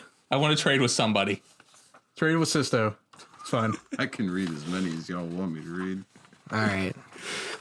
Dramatic reading. Hardcore M game. Oh no. Do it, or I'll do it. I'll do it. I'm gonna have fun with this one. This one's called Hardcore Endgame Spoilers. Okay, I'm gonna put on my headphones this way I don't screw it up. Wait, isn't it Margucci's turn? Oh no, it is your It's turn. mine. All right. I'm so sorry. At the beginning of the movie, Ant-Man strips completely and gives his suit to Thanos, who then grows to a massive size and rips Ant-Man's suit, exposing his naked body. The Avengers then unite for 2.5 hours, start ripping Thanos' greasy asshole. Thanos, after expending his stamina nuts, shooting hundreds and thousands of gallons of his semen on the city. Seeing the threat, the Avengers start fighting his human-sized sperm, which have become aggressive. And that's it. I couldn't. That was like one of the top ones on Reddit, on Reddit's Copypasta. Honestly, Thanos Reddit poop is a is fucked probably up my place. favorite one so far. Thanos poop. Why That- Ant-Man shouldn't go up Thanos' asshole. Oh my god. This is another one. Everyone believes Ant-Man could kill Thanos by shrinking, going up his asshole, and expanding. I thought about this, and I can't think of a worse death for Ant-Man. Thanos is pretty tough, like can take some punches from the Hulk kind of tough. Well, his butthole and insides have to be Hulk level strong, too. The way I see it happening is Ant-Man is crawling up his butt, expanding, and then whatever I can describe as the chunky human soup would come flying out of Thanos' ass from Ant-Man trying to expand into something that just won't budge. See, that was another one that was thought through. Like, Yeah, they thought that, thinking Thanos about the couldn't. physics behind things. Yeah, so, I mean, it makes sense for Thanos to have the ultimate asshole. That's what you call the Pym particle poops. Yeah. Oh my Pim god. particle poops. All right.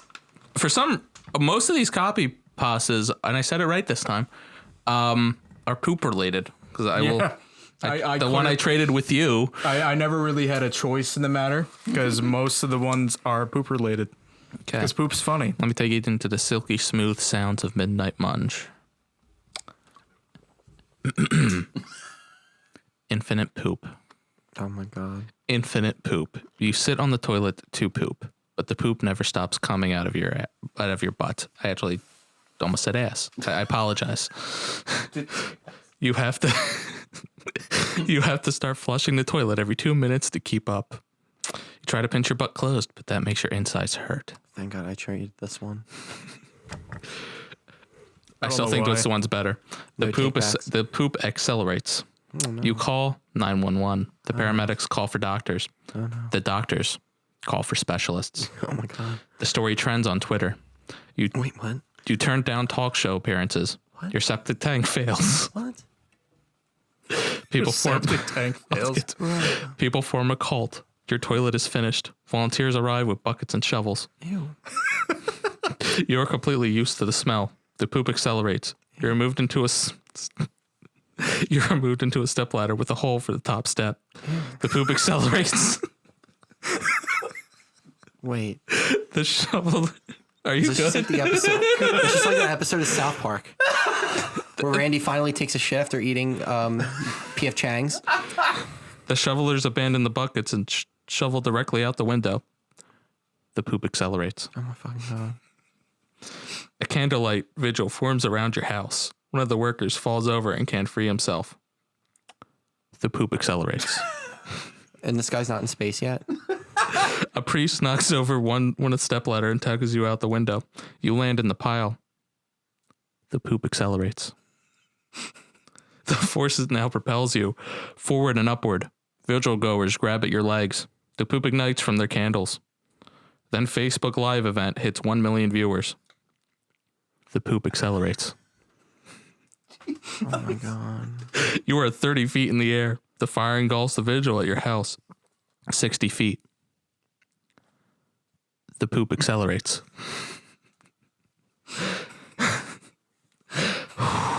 The torrent underneath you is deafening. 5 million Facebook Live viewers. You try to close up shop, but your butthole disintegrated long ago. 120 feet up. Your house explodes. What? Excuse me. The poop accelerates.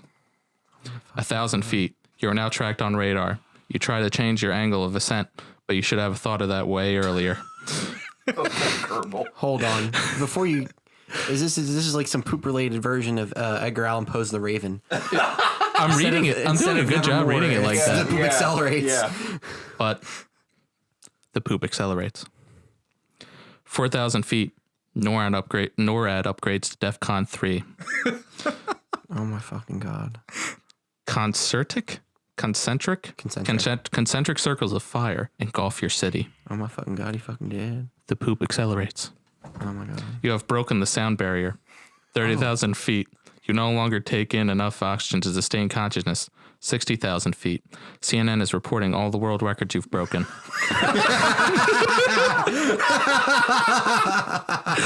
200,000 feet. You are no longer alive. The poop accelerates. Your body disintegrates, but your poop contrail remains. NASA can no longer track you. You break the light speed barrier and we can no longer bear witness. The poop accelerates. Wait, hold on. Forever. Wait. Oh, it's done? Yeah, that was getting. Scene.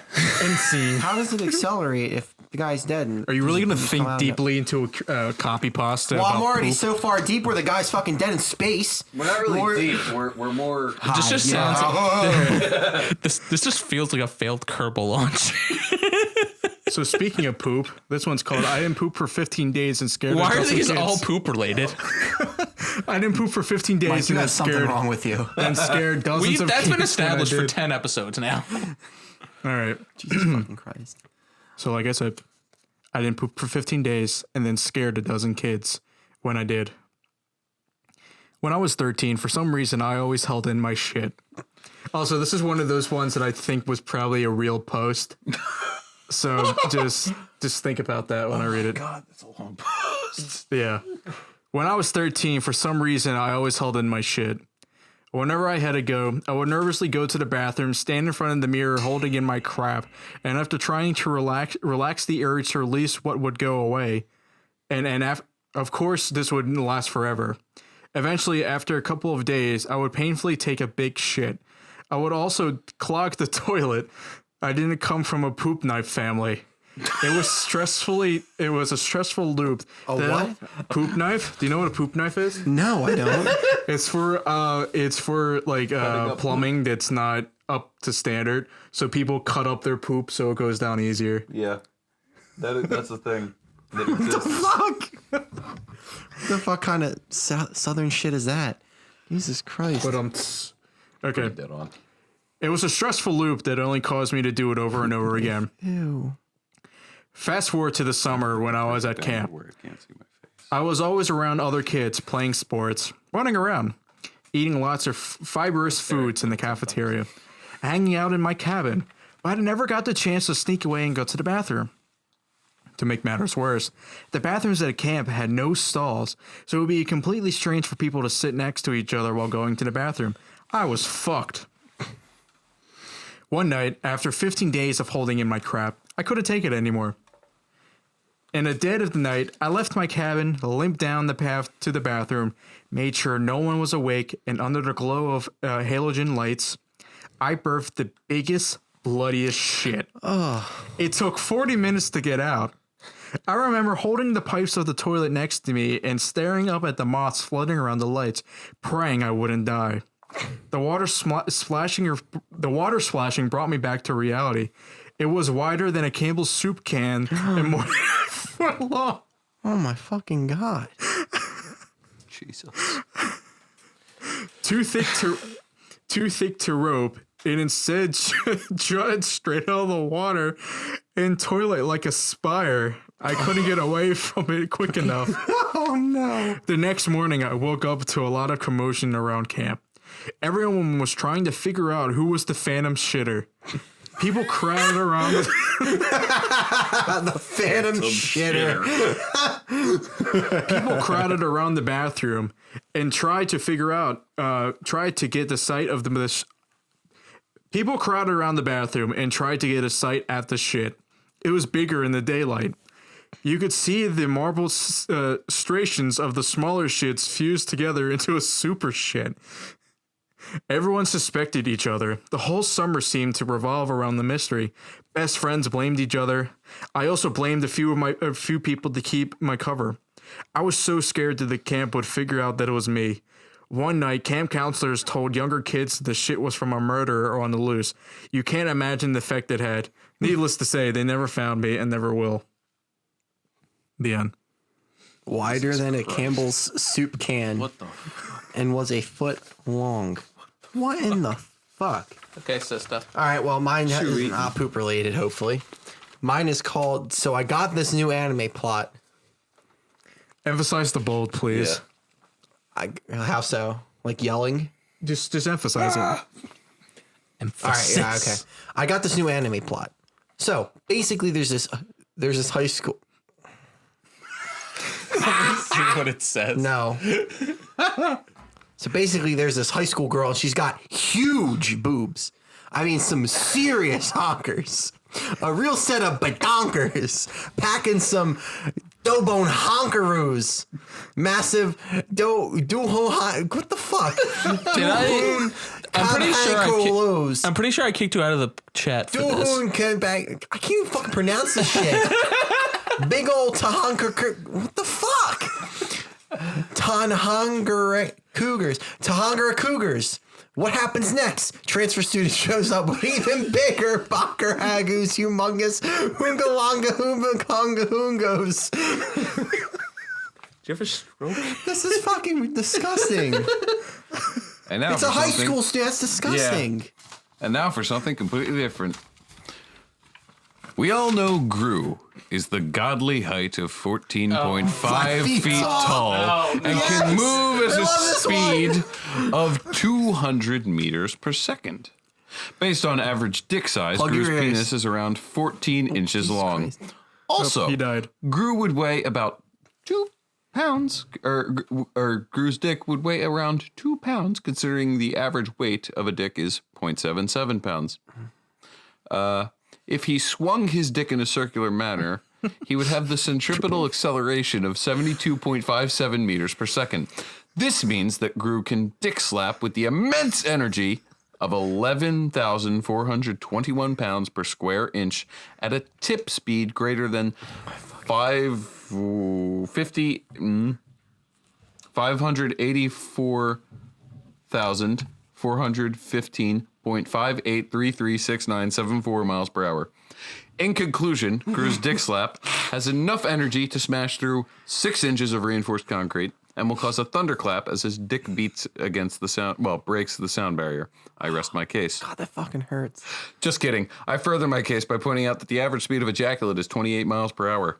That means that Gru can ejaculate at a speed of roughly 70 miles per hour when he is standing still. If he decides to fling his ejaculate by swinging his dick in a circular fashion, it will travel at 584,415.5 to the 70th power, equaling... Just times 70. Oh, wait, times 70. Yeah. Equaling 40,909,085 miles per hour. This means Gru's ejaculate travels at a speed greater than 24,000 times the speed of a bullet.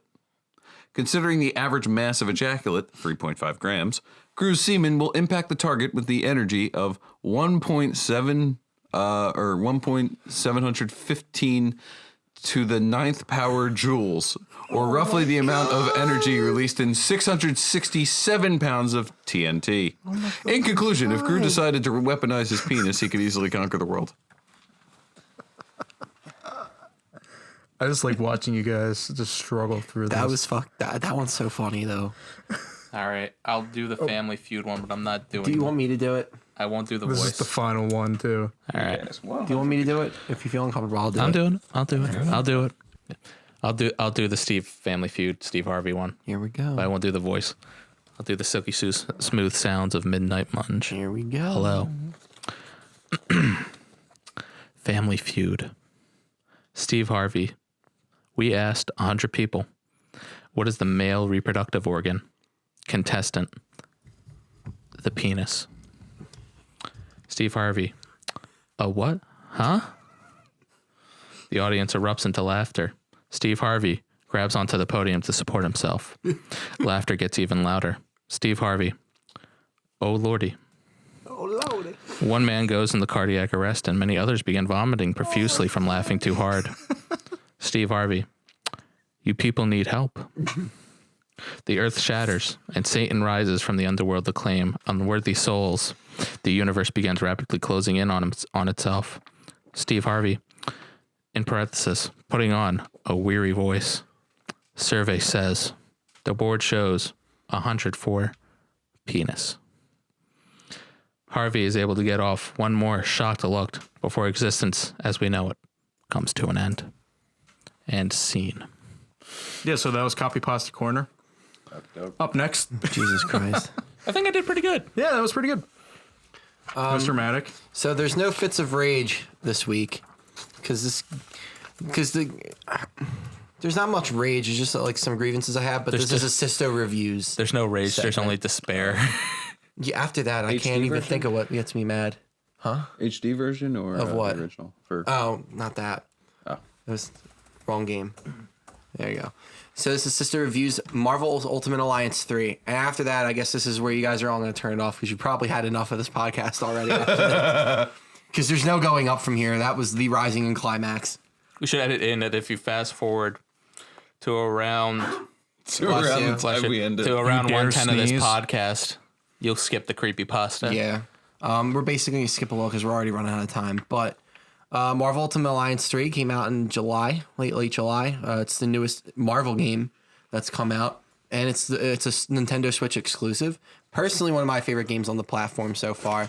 It's basically a big beat-em-ups map, Slaughterfest. It's a little bit of a grind game too. What comes to a certain point once you get to there's a level called the Dark Dimension, and it's probably one of the hardest game levels I've ever played because beating Dormammu in the end is almost impossible. I've come the bargain. I was about to say you should have bargained. Okay, yeah, I didn't bargain, and it took me forever. So, yeah, it's basically the one problem I have with it is if you play it in handheld mode, it just doesn't really work well because there's so much going on at like every point that because it's so graphically intensive when it comes to like some of the cartoony moves that go on. But otherwise, I think it's a great party game to play with 4 people. Did the on a frames screen. drop? Is that what you're talking No, about? the frames drop in handheld mode, yes. But For an Ultimate only- Alliance game, that's yeah. sad. they only. What do you mean? How so?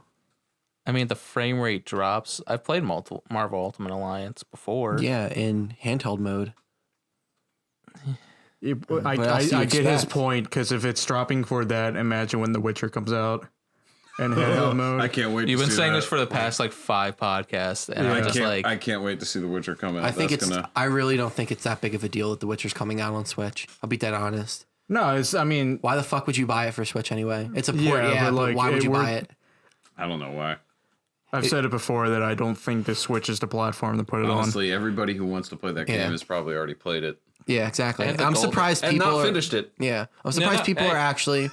That's pretty much all I beat have. it. I didn't. Yeah. I sorry to completely Sidetracking. derail your. That doesn't really matter. But with The Witcher, I played through the base game. I didn't do the entirety of all the side missions, Yeah. and I didn't finish Blood and Wine because that was like that in itself what could have been a game, and the amount of content it had. Yeah.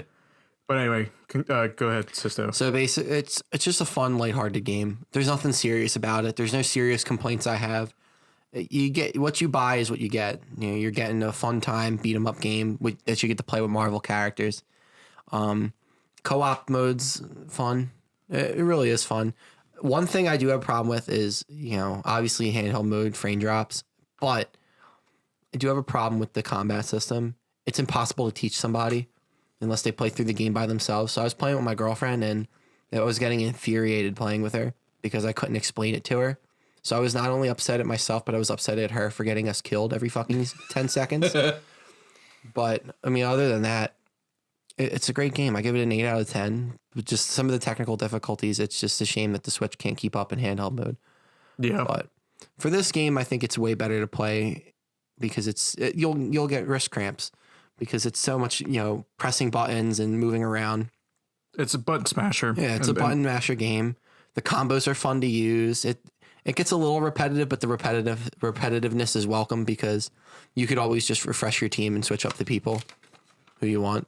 Because there's like so many like different like cycle points. Big roster. And the roster's amazing, and it's going to be added to. And then the post game content is great because you get to unlock some villains. No spoilers on who the villains are, but if you grind hard enough in some of the post game content or some of the side content, you'll be able to unlock some pretty cool villains to play as.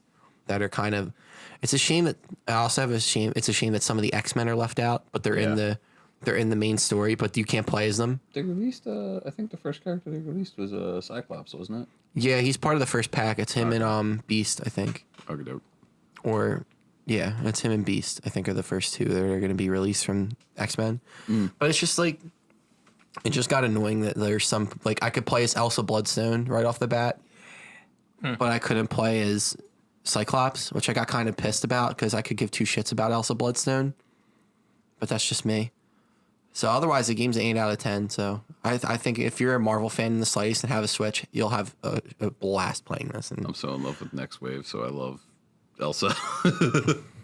yeah, I'm somewhat familiar with Midnight Suns, which was the angle they used her with, but I think she's going to be a big part of the MCU coming up. Hopefully. So. I mean, especially with Blade being announced and you got Multiverse of Madness coming out. They want to do some more horror characters. Yeah, they're going to have her drink from the Kool-Aid. It's going to be super interesting. Playing Moon Knight. You think Keanu from Moon Knight? I'd be fine with it. I agree. I honestly agree. He's an edgy guy. He can play edgy characters such as Moon Knight. Keanu Reeves? Yeah. I can see that. Moon Knight is by far the most underrated Marvel character. Don't at me. Keanu Reeves is and I don't want to hear a lot of like he can play X, but Moon Knight fits. I want my fucking money, Dracula. Yeah, like Moon Knight's like a phenomenally underrated character, and I don't want to hear any shit about Squirrel Girl. Squirrel Girl is very underrated. That's bullshit that she can is. defeat Thanos. She's a stupid character. Squirrel Girl can defeat Thanos. She's the dumbest fucking character in Marvel Universe. Even if it is Jack Speaking of dumb characters. What if Aubrey Plaza played Squirrel Girl? Would you be interested? Maybe. Maybe, but I'm pretty sure Aubrey Plaza is a psychopath. Kate, Aubrey Plaza. It's not pretty sure she is a psychopath in real life. I watch her interviews and I can't. They're so cringy. I can't. I think she does it on purpose. She's just such like a. I love her person. because of it, but Eric Andre interview Aubrey Plaza. Oh my god, that would be the greatest interview ever. Do whippets with her. Yes. Okay. Okay. Yeah. So that's it. That's your review. Well, actually, so I had a quick question because I missed it. This has nothing to do with what we were actually talking about, but I had a more question for you guys because I missed it while I was playing Spider-Man for PlayStation 4 because I recently got the DLC. And so when I was playing it, my nephew walked into my room and wondered what I was playing. And then he immediately wanted to play it. So I wasn't paying attention to what he was doing. And he was continuing the storyline of the DLC. Oh, no. Well, I don't care. I haven't played the DLC. I'm still working my way through the main story. Who was the social media villain? Screwball. Screwball? Oh my god, Yeah, the Screwball. Gen Z villain. She's funny. Is she a legitimate She's in comics. How prominent is she? Because Not- I've never not heard at all. Not that prominent. Not at She's all. like a minor Spider-Man villain at best. All the side characters that they use in that game, with the exception of Black Cat, are like very minor. Especially Like with I think Spider-Man. Taskmaster is the only borderline guy. Yeah, You can put him on the does- borderline because he's like He does some big shit sometimes. yeah, like the whole thing with him trading Shield, like that was pretty big back in the day. But other than that, All right, He that was my actually was- question because I Memory loss. Yeah. Because his body has to remember. I could see all them the writing moves. her into that new this is part of anybody who has read the newest ASM Amazing Spider-Man issues. I could see that him putting her in the Syndicate. I would love her being in the Syndicate. Because I'm shocked my she God. wasn't in there from the inception. Because they have 5 now in the Yeah, Syndicate. they just so need if one they add a more. 6th member, that'd be pretty nice. Please. I really wish I could So- get my N64 to work because I really want to play Spider-Man. I fucking miss that game. You can take in that Spider-Man game. You can take literal webs out of any point in that map.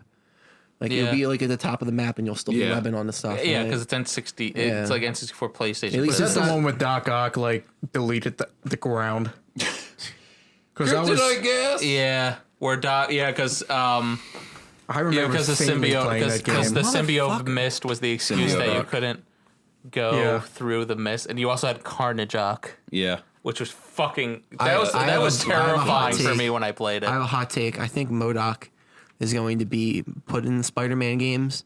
I mean, they're not as Spider-Man movies.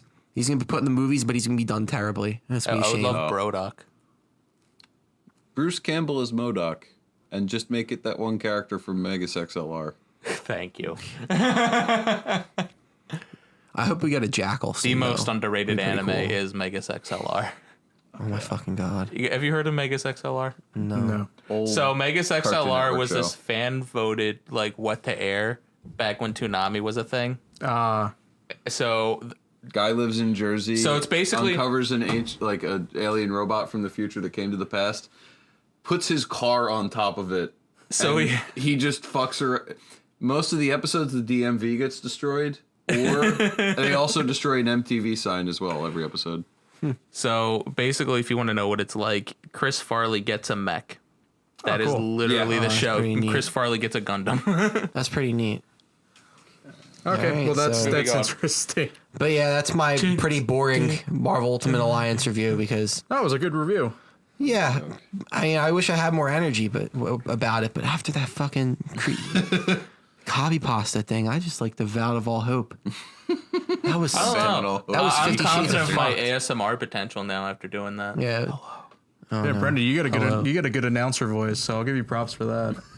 Yeah, he really does. He has a great I've voice. tried, and ASMR guys. I play a lot of D&D. ASMR. That probably sounds awful. Okay.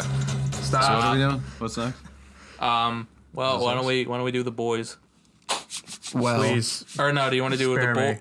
actually, Or Once Upon a Time in we can do Hollywood. Once Upon a Time in Hollywood. I'm watching I'm Okay. going to watch the Okay. boys We can do because Once Upon a Time. All right, we'll do Once Upon a Time in Mungie. can I just preface this?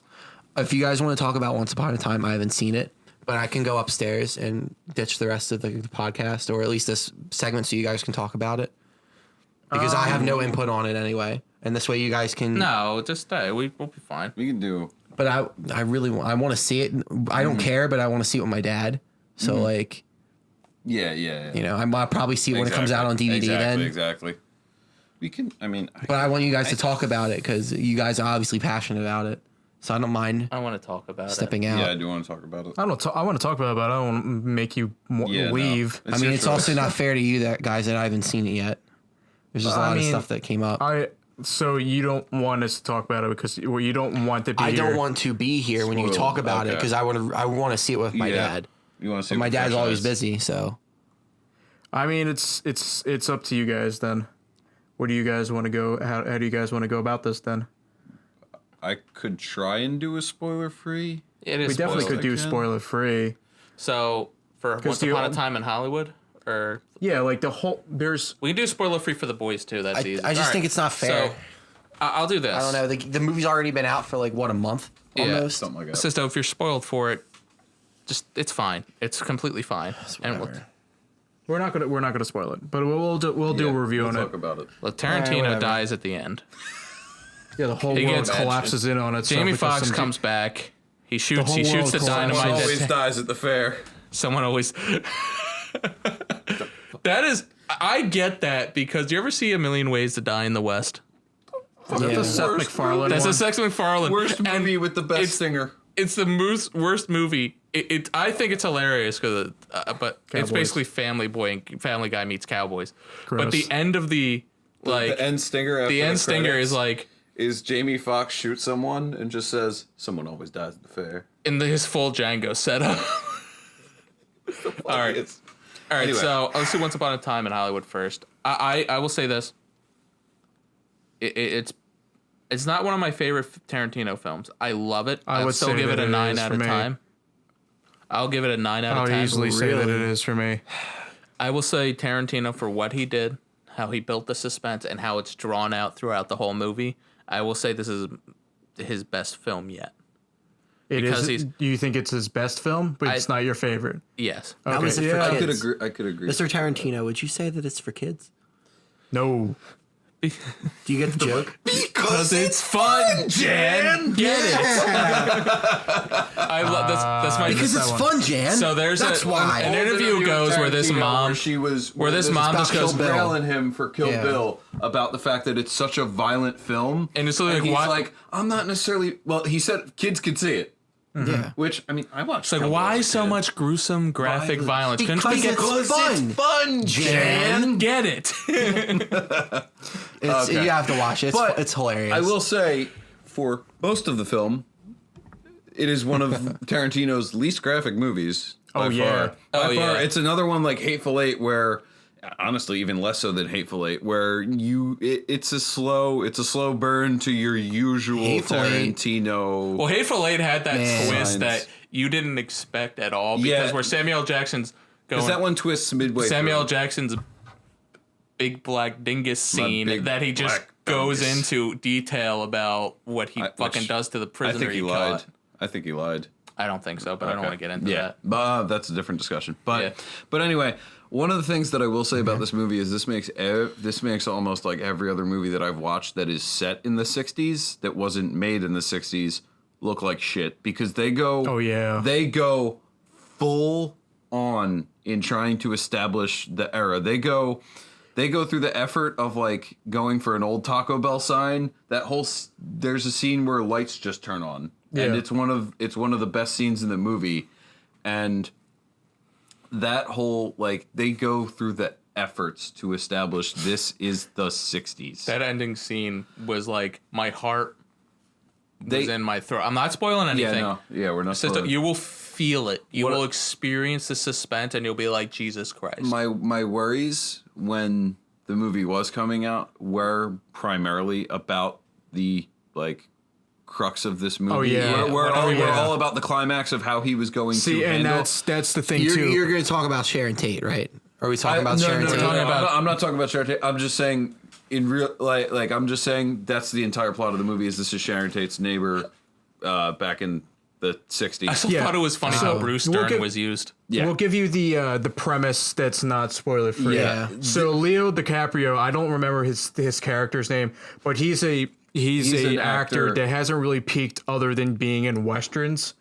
And his next door neighbor is Sharon Tate with Roman Polanski, who are the top people in Hollywood at the time. Yeah. So he's feeling dwarfed compared to them. Of course. And like it's about I wouldn't even say it was that. Cliff Booth played by it wasn't even Sharon Tate. It was just funny because like Leo comes up, he's just like, I can't believe I'm living next to Roman Polanski. Yeah. And I was just like, that's so funny. And that's the thing is a lot of people complained in reviews that what's her name didn't get enough lines of Sharon Tate, but the Margaret Robbie was perfect. Exactly. The movie but wasn't about Sharon Tate. She was perfect. The movie is not about Sharon Tate. From the beginning, it's always been about Sharon Tate's neighbor. Yeah. That's literally it. And so, like, this is a movie that this is probably one of my favorite, like, casting. Like casting wise, this is probably one of my favorite movies that Tarantino's done. One of the few movies without Samuel L. Jackson. Yeah, that's actually surprising to me. At all. I thought Quentin Tarantino would be a narrator. You don't see him at all. That's also another. That's not a spoiler. It's just he always shows up somewhere doing something. You don't see Sam. Hateful Eight, he was the narrator. But you know what you see? You know you see a lot of feet. Dirty feet. Disgusting, dirty feet. There's a rumor that Quentin Tarantino has a foot fetish. After this movie, it's just so weird. I wouldn't be shocked. Wiggle your big toe. Wiggle your big toe. That's the thing is like I wish that there's a good 10-second shot of the hippie girl with her feet up on the dashboard. Yeah. And there's also the shot where fits, you shall wear there's the shot where Sharon Tate there is a shot where Sharon Tate is sitting there, and in the center of the screen is just her feet for like 15 seconds with her face on the side during the scene. Out of focus. Like. Not out of focus, but like clearly, what the real star of clearly that scene you know was. what the star of the scene is. But yeah, them feet were dirty too. I wish I was Tarantino and that I could display my fetishes like to the public, and not give a fuck. Same with Dan Schneider. Yeah. Like I wish I was like one of those people where I could just be like, Dan Schneider is a foot Zoe fetish. 101. There's a lot of feet. There's a lot of feet stuff in Zoe 101 You're right. and everything. And you're right, actually. And it's mostly prevalent in iCarly. Yeah, that was a big iCarly, thing. It's big. Because he was shit canned from Nickelodeon. That's when it kind of all came to light. Realized the creep. But But yeah, look, I mean, I know it's not. It's don't judge a book by its cover. But- you ever see Dan Schneider?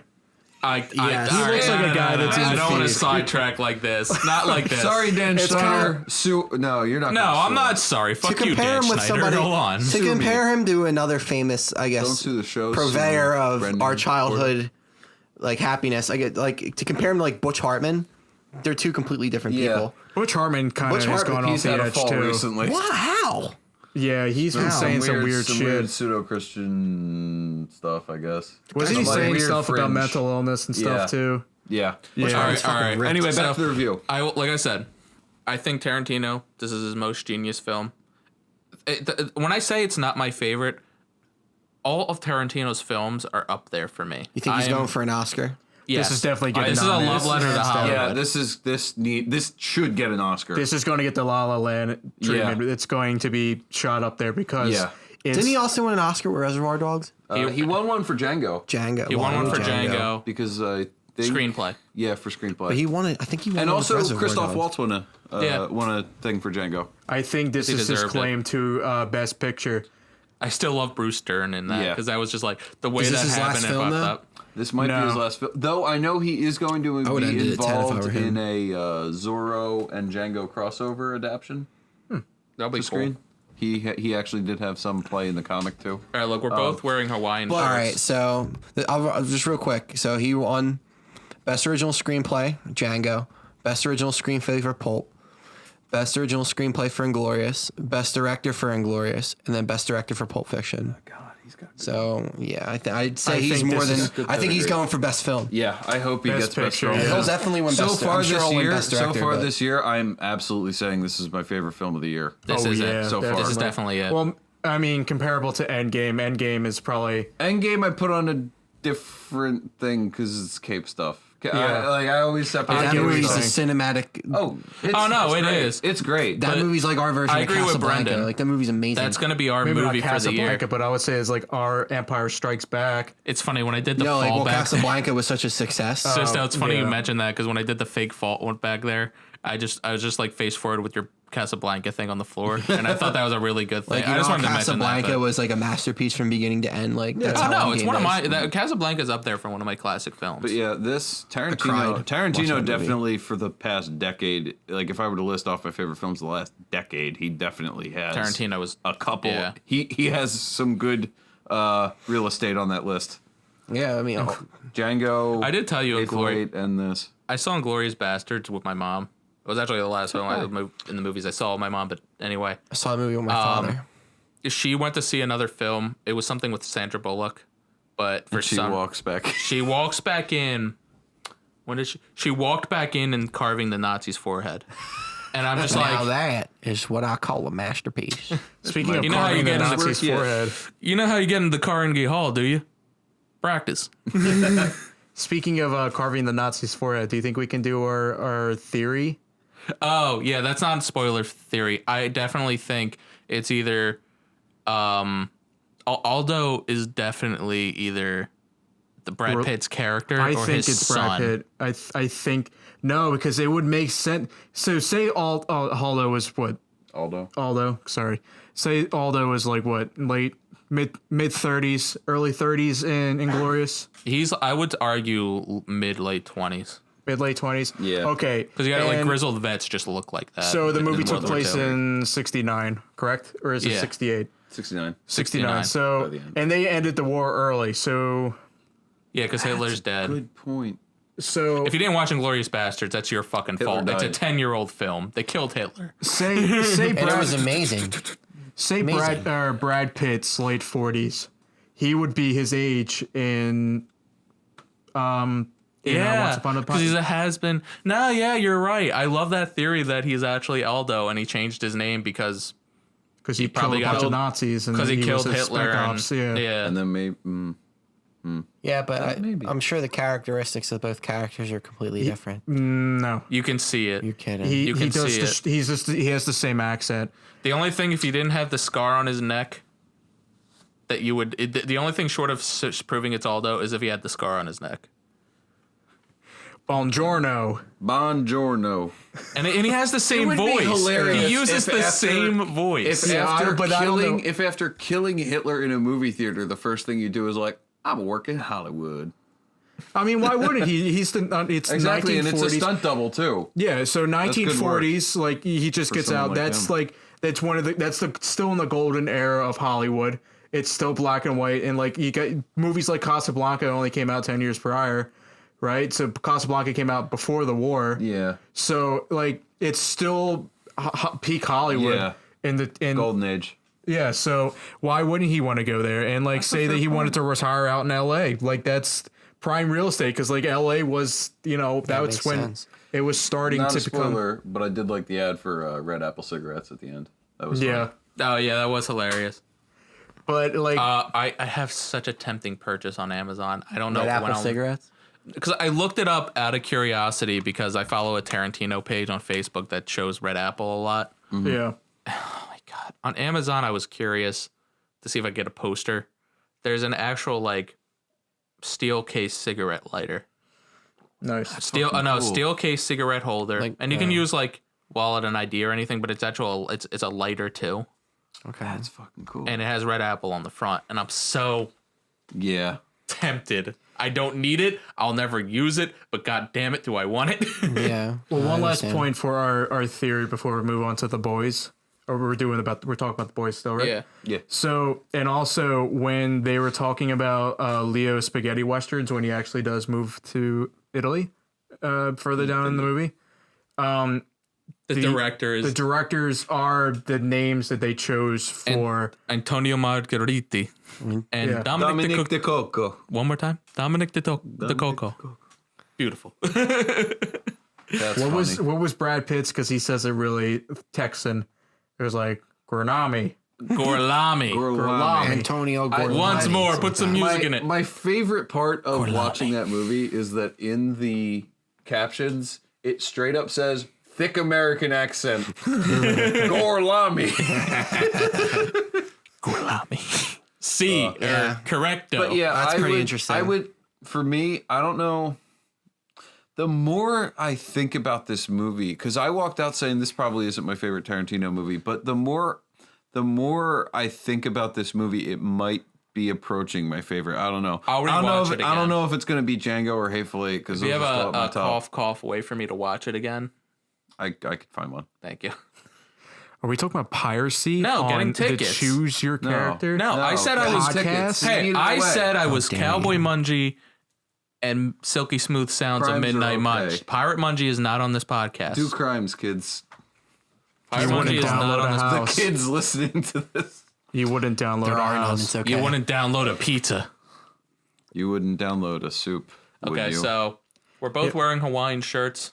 So time My to talk flawless about the transition. boys. You wouldn't download a soup. Would you? I would download a soup. Why wouldn't I? Not if it was from the Campbell soup can of that one copy So pasta. I wanted to talk about the boys being back in town on Amazon Prime. Can I start off with my first gripe of the show? I wish they didn't really copy the Justice League in terms of their characters. But that's the point. That's isn't the it? That is the point. That's the point of the comics. That's also too. the point of the G-Men. I kinda wish- are in the comics who are a parody of the Man, X-Men. if he thinks this, he should never read Invincible. Yeah. You should never read Invincible. That's the thing is that Garth Ennis, when he originally, let's introduce it. The Boys is a Garth Ennis comic from back in the early 2000s that Amazon recently adapted into a show, and it's been lighting up the world since. It's its highest rated show. Yeah, it's Amazon's highest rated. Which is it was just a surprise because Yeah. Man in the High Castle and It's Jack Ryan really good, but are very Marvelous good Miss shows. Maisel. But those And the don't have, Marvelous they Miss don't, Maisel, those which don't is one have, Emmy. Which is Emmy Yeah. winner. those all don't have the wide audience appeal though. That's the thing. You know- is that the Boys has that. Man in the High Castle has been one of the most recommended shows to me. And but, I'm mad that I haven't watched it yet. So the show, it pretty much consists of you have a group called the Seven, and they're based on different Justice League members. Essentially. Homelander. Homelanders are Superman. And then you got Black Noir, Queen Maeve. The new one for the show, Transparent or Translucent or whatever. Translucent. The Deep, a douchebag, and Starlight. Yes, Starlight. She's the new member of the team because Lamplighter Don't disappeared. forget the A Train. Oh yeah, A-Train. But anyway, moving on from that. So it's based on a comic from the early 2000s that was really edgy, even for the time. And they toned it down a little bit. They rearranged some things. And the show, as a person who's read through the entirety of the book before and has watched the show so far in its entirety, I will say I think it is an adaptation that improved the book, because the book, Garth Ennis hates superheroes. Anytime that he has superheroes show up in his stuff, they look like fools and idiots, including in like Punisher. There's like one issue where Spider-Man and a bunch of other guys show up and they look like a bunch of morons. But Garth Ennis hates superheroes except for Superman sometimes. So how could you hate Superman? Exactly. Everybody loves Superman. But the book is mostly fuck superheroes. That's how I would honestly sum up the book. The book is entirely fuck superheroes, and the book has a lot of baggage that weighs it down because it's got some stuff that did not age well and wasn't even good at the time. It's got a lot of things that kind of weigh down the plot as well. It gets lost in edge and it loses its narrative sometimes because there are some spin-offs that you have to go through and other stuff. And there's a whole chapter I just got through again of flashbacks that are really annoying. But the show, how it improves that is it actually does rearrange the stuff differently and keeps that narrative without getting so very edgy. And really just the actors they have a great cast. Butcher particular is fucking diabolical. The first time I watched this before Brendan could watch it, I literally said it looks like Carl Urban rated your wardrobe for The Boys. All he does says is like, wear what do you Hawaiian mean? shirts. And it's just like you literally see him in a trench coat. Underneath that is a Hawaiian shirt and just a bearded scruff. Me and Carl Urban would be good friends. But he literally looks like you in like give it like 20 years in the future. Oh, my butt's But yeah, I recommend it. But so actually, what I was going to say was while the book is all fuck soups, I would say the show I could summarize just with the quote of "Be Gone, Brand" or "Silence, Brand." Yeah. Because it's all about military-industrial complex and stuff. You guys, I was talking for a while. You guys have no. You are right. I see that and I love it because it's something that isn't shown a lot. Yeah, I feel like it's a more. Sorry to interrupt. I feel like it's like the narrative is a more human way. Yeah, to I think portray superheroes, because if in actuality, if superheroes were real, they'd be monetized and they'd be backed by corporations. And and I think it's the most works. realistic depiction of what superheroes would be in our time. Yeah. Hey, Zack Snyder, I know you may watch them, but this is what you wanted to make. Yeah. Yeah, this is pretty much it. Really? Yeah. And like, it's bold. and it made sense, like even with like superheroes supporting like special interest groups, like the ones supporting like Capes for Christ and stuff. That was like, hilarious. That makes sense. To me. Like you're definitely gonna have superheroes that well, your pander small town demographic. they're going to talk about like they're definitely going to be like Starlight, we love you, but so it's very. That's what Hollywood is. Exactly. It's all corporate boardrooms and meetings. Yeah, and I love that. And some of you have been downright sloppy. Except you, Black Noir. You're doing great. He has no lines, and I love that. Because not to get too political into it, but like with the soups, the way they're depicted, it's a mixture of a Hollywood star with the police. So like they can do really shitty things. What if you gave Hollywood stars impunity? Yeah, and like by the law. So like the shit they do would be completely swept under the rug. Like they can commit like heinous big crimes. murders happen. Yeah, and like they can it'll be swept under the rug like nothing happens and no one will look at their direction. And like that can be synonymous to some of the issues that we have today with the police. Exactly. And so it's a interesting depiction of what superheroes would be if they were real. And it even goes as far as pointing out like how people representing certain special interest groups are hypocrites. Like the opening scene, there's that lizard. He's like the expandable guy. Yeah. Where they're like, isn't that the guy from Capes for Christ? And he's like all about like pray the gay way, and he's making out with a few guys. Yeah. So like it's very unfiltered in what it wants to depict, and it's in my opinion, I feel like I'm so glad I toned that out. What? Because I felt like there was some spoilers in there. Not too. It's No, there's not. He's not a major character at all. Episode All stuff. this is in the previews of the first episode. We're going over all preview stuff. Okay. Carl Urban with a baby was literally the highlight. Like that was the one that made He picks up that like baby. the articles. Now you be a good cunt. Yeah. You're a good cunt, Huey. So That's my favorite line. I think it's a really good depiction of like. It reminds me of like God, what was that Will Smith movie? Hancock. Hancock, yeah. It reminds me of how Hancock's a good Hancock tried to depiction. depict superheroes as someone Down that, on their luck. yeah, like Somebody they're who not, still like somebody who has a lot of humanity Yeah, to them. yeah. like they're not completely just godlike figures. And Like that is- like that a is lot the of thing, too. superhero, like Superman especially. Superman's the Boy Scout that doesn't have Yeah. any sort of trouble within like any sort of internal conflict. Man, that movie was amazing. Hancock? It was so good. And so Yeah. another thing I'll say as somebody who's read the book and watched the show, one thing that the show does that the book never does is it actually gets you interested in the Seven, because in the book, almost everybody except for Homelander pretty much gets no time to like develop their character for the most part. Homelander gets a lot of time because he's the rival. He's Superman, so he's the rival set up at the beginning. But the Seven in this, every member gets screen time. Oh, yeah. To some degree. Except Black Noir, who's doing great.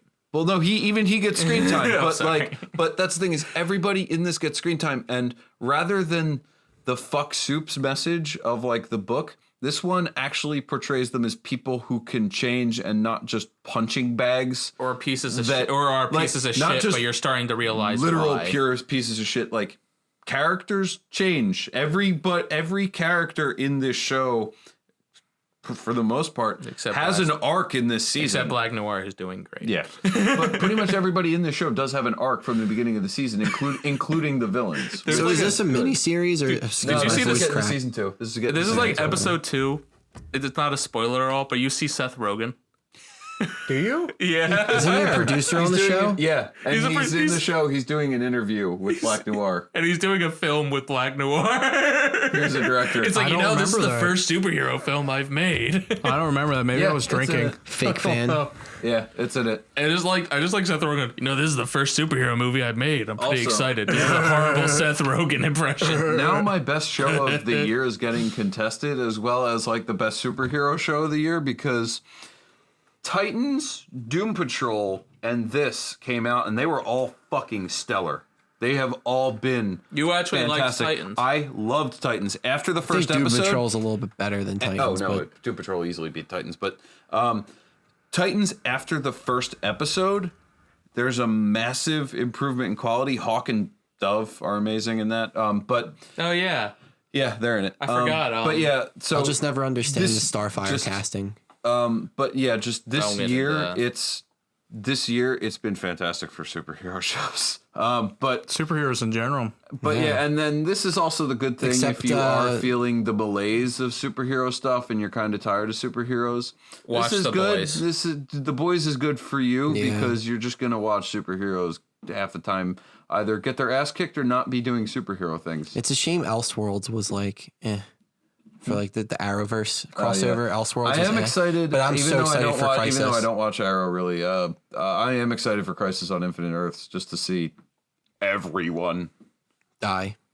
Yeah, It's real. It's what's gonna happen. exactly. Sorry if it doesn't happen. If no one dies. Sorry about They a fucked it spoiler. up. Sorry about a spoiler for this like however fucking old story. 80s. I'm sorry, Supergirl dies. I can't help you with that. Yeah. Barry Allen's gonna die too. So. Supergirl's like the first death. Oh, and y'all. Oliver Queen dies too. Yeah. So. All your main characters are going to So die. my favorite part is Robot.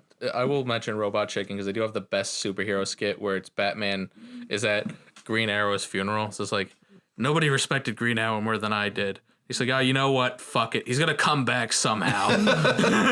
Some magic amulet. I am done with all of these funerals. So a fun thing from a couple years back, if y'all remember Batman: The Brave and the Bold, I think that is my favorite Batman show. But Haven't watched it. They were originally going to do a Crisis on Infinite Earths adaptation as a musical. which would have been fan-fucking-tastic because they were really good at musicals. The Music Meister episode is amazing. But yeah, no, so The Boys, I would honestly give it at least 9 out of 10 I'll give it a 10 out of 10. The visual effects look fantastic. I want more. For one, all the visuals look great. Yeah, it was. Yeah, and I'm excited for season 2. I haven't finished season 1 yet, but yeah, I'm definitely gonna give it a look. I'm sure I'm gonna finish that soon because I date a binge watcher and I can't do it.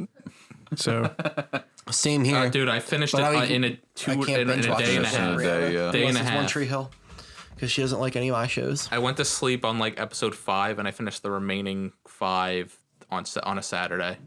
I watched the first one night, and then I woke up and didn't have a job. Well, actually, no. I watched one episode. Yeah. Relatable. All right. To move on. So, do you have any comic book recommendations this week? I actually do. I actually don't. You don't? I do. Gwenpool. Gwenpool Strikes Back. Go read it. All I want to do, Bing, squeeze that lady. So... I can't believe they use a rabbit emoji. Obviously, House of X. Yes. Pretty big. Absolute carnage. If you're not reading that, good luck. Because if you didn't start from issue 1, there's like 15 million comic books to collect in that whole series. They're going to have you spending $5 million on that whole arc. But yeah, if you can catch the second Prince of number 1 that come out this week, good luck. Because your comic book store probably won't have them by the time you get there. Third printings, which are the Warhol covers of Spider-Man Life Story. They're on issue 3. I think that comes out this week too. Amazing Spider-Man, still pretty solid. Still haven't had much build up with Kindred yet, but we have the Syndicate being introduced, which is a pretty interesting dynamic, especially at the end of issue 26. Boomerang is a hero too. Did you read the end of issue 26 with Robertson? Yeah. With the Beetle, that was pretty neat. So that's good. It's gonna be nice seeing where that goes with like that not love triangle, but the roommate triangle that's going on. City of Bane, definitely start reading that pick it up from Batman 75. Read on. You can catch up on the internet as to what happens before 75. It's pretty simple. It's basically Bane breaks Batman again, but he breaks him mentally and physically. When is he going to call out Bane for saying, I will break you, like every 5 seconds? Well, that's kind every of his time shtick. you see Bane, he just tells you, I will shtick. break you. That's just Bane's shtick. Yeah. Like, that's like, you know how Joker lives to torture? Yeah. Bane has a similar motive. He lives to torture Batman, but Batman will kill Bane because But I love that every time I see Bane in anything, before the episode's done, he at least says the word break. Yeah. But one thing about Bane is, he's taken over Gotham. He has villains on his payroll doing, pretty much police work, and they're going after people that aren't conforming, which is pretty interesting because you see this dynamic of whose side are you really going to take when shit hits the fan? Yeah. And you see that with Solomon Grundy, and then the other guy that they have, I forget what his name. Died on the Tuesday. But no, buried on Wednesday. No, I did. No, yeah. Anyway. Wrong. Yeah. Anyway, City of Bane is actually pretty nice. Event Leviathan is coming out. If you actually know what the hell's going on, because if you really want to understand Event Leviathan, you have to go all the way back to Grayson, Silencer. Yeah. Silencer. To the original Leviathan. You have to go back to the original Leviathan head by. Was it Amanda Waller that was in front of Leviathan at the beginning? Or was it Jason Todd? Well, I don't know who Leviathan is at this point. I have my theories, but Leviathan's definitely not one person. Oh no, it's a force, but whoever is in charge of it is going by the name Leviathan because it's no longer Talia al Ghul. Yeah, Talia al Ghul, that's who it was. She used to be Leviathan, but she's not the head anymore. Yeah, so definitely, I mean, if you have to caught up on that, basically what you have to catch up on is Ollie Queen could be very much it, but that'd be so disappointing. It's better than being Red Hood. Again. I mean, it's so predictable if it's Jason Todd, you'd think. Or it could be Tim Drake. Whereas Ollie, I wouldn't think. You never know, it could be Tim Drake because Tim Drake's now stuck in Robin. It could be the Tim Drake from the future. Which is he's in the Batman arcs right now. Whatever the hell his name is. Can't remember. Red Robin, right? No, the one from the future. Red Robin? I forget the one from the future. Isn't Red Robin Tim Drake? No, well, yeah, Tim Drake is Red Robin, but there's one from the future. Thank you. But I give up. Mark will know. I also have some recommendations. But yeah, I was going to say, just read Action Comics after Comic 1000. You can get the trades. Nothing. Somebody's water bottle. Is it Mike's. Yeah. But yeah, Brandon, what do you got? So this, I've actually recently, issue 2 just came out of it. Lois Lane has a comic right now, and I believe it does tie into Leviathan somehow because it's about her researching different threats on the world. Wait. And it feels like a movie in a very good way in that, like... That's pretty interesting. It feels like I'm watching a TV episode because the second issue starts almost the same. Like, I thought I picked up the wrong issue, but then there's slight differences at the beginning. And it's just this little repetition thing that I really enjoy them doing as well. I don't know when the next issue comes out, but... it's probably monthly. That's what DC's been doing lately. But for what is it? For Matt Fraction has been writing recently. Superman's pal Jimmy Olsen just came out. That was a couple weeks ago. #1 came out.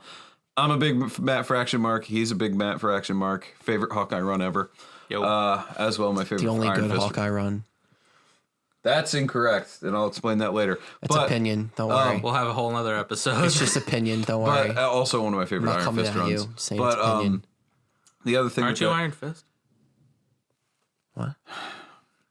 That's a joke. But, why would you go drop an inside joke on But anyway, well, no, that's a joke from a Fraction. But Superman's pal Jimmy Olsen, fan-fucking-tastic if you can still find a copy of it. I don't know if there's any left at your store. Depends. As well, what else have I been reading? As he said earlier, Gwenpool Strikes Back. Fucking fantastic. I'm so glad if you've read the original Gwenpool and West Coast Avengers and all that, you will love this. She dabs. Anyway. I know everybody's just like has their mixed opinions on Gwenpool. I was one of those people that's just like, what the fuck is this? She's a Socratic dialogue. Until stupid gimmick. She's a Socratic dialogue. You know what? I thought the gimmick too until I read it. Give it a chance. It does good stuff. I was one of those I have so people. much other shit I have to read. As well, I just finished up reading Gerard Way's original Doom Patrol run from like a year or two ago from Young Animal. Read that. That's amazing. Read Milk Wars, and then read what's coming out now, which is Doom Patrol Way to the Worlds. As well, what the hell else did I read? This week I read through what was it? Avengers No Road Home. It's out in trade paperback now. Go read it.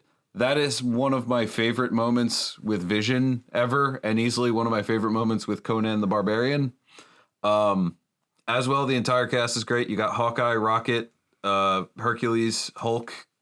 Who else? Scarlet Witch, Vision, Monica Rambeau. Fucking, there are a ton of people in that cast. I can't remember them all. But it's a great team. It's fun. And also, the final thing I'll recommend, Kibble Smith right now is writing a Loki run, and the new Loki issue was fan-fucking-tastic. Loki wants to become an Avenger. I love it. Anything with Loki in it is so human. Loki is so fun because these days you can do anything Loki, with him. What writers have done since young Loki, back when they killed Loki and brought in the kid Loki, is writers use Loki nowadays as a tool to make stories about fatalism, about predetermination and predestination, and just trying to make your own mark, make your own story, and break your own narrative. And I live for it every time that I get to see it. The moral of the story that me and Brendan have been telling is basically there's so much shit for you to read. Yeah. There's a lot of shit right now. If you read something, I'm spending like $30 a week at this point. I was gonna say, I was like, you're going to miss something no matter what. Yeah. So it's a shame. It really is. But like, I haven't read Batman in a while. Yeah. Well, it's okay. Yeah, no. Because you really didn't miss anything until issue 75. Hey, I like King's Batman. I just finished reading through the big book of his. I had a big rant on Tom King last week. So. I know. That was one of the things on my list where I was like, I like Tom King. I can't wait for Adam Strange. I just remember when the Batman wedding came up, and I was like, finally. That was editorial. Finally, Bruce Wayne's going to be happy. I blame editorial. Finally, Bruce Wayne. That's Dan DiDio. I love how there's a people should be sad. I love how there's a Superman, like Clark Kent has a post-it to return Bruce's wedding gift. And that was so funny. It was so funny. But Bendis is coming. Yeah, Bendis is coming, and we don't know what the hell he's doing. Also, the other thing that Bendis is going to revive soon is the Legion of Superheroes. I cannot wait. Yeah. Though, I don't know. This Bendis Superman run's been anticlimactic. The weird thing. Well, it's going to have Jonathan. It's going to have John Kent joining the Legion. They made another character. They made another character who uses lightning into a black guy. Black Lightning? No, because Lightning Lad or whatever from the Legion. Oh, now he's Black Lightning's son. But this continues the classic trope of black guy has lightning powers. Yeah, no. You're right. Yeah. They turned him It's a cheap another cop. character who It's a cheap didn't cop have out. that trope into that trope. Oh my god. Anyway, yeah. It's a shame that, like, because I haven't picked up comic books in a while until, like, recently. Yeah. And I've missed so much. Like, I missed, most of the Batman run from it. Because I stopped after issue 53 within the middle of Cold Days. Yeah. And I just left it since Also, then. read the Green Lantern, Grant Morrison's current run. It's trippy as fuck, and it's great. And like Yeah, the that's first what a lot of people are saying in the first two about- issues, they fight God. Yeah, but...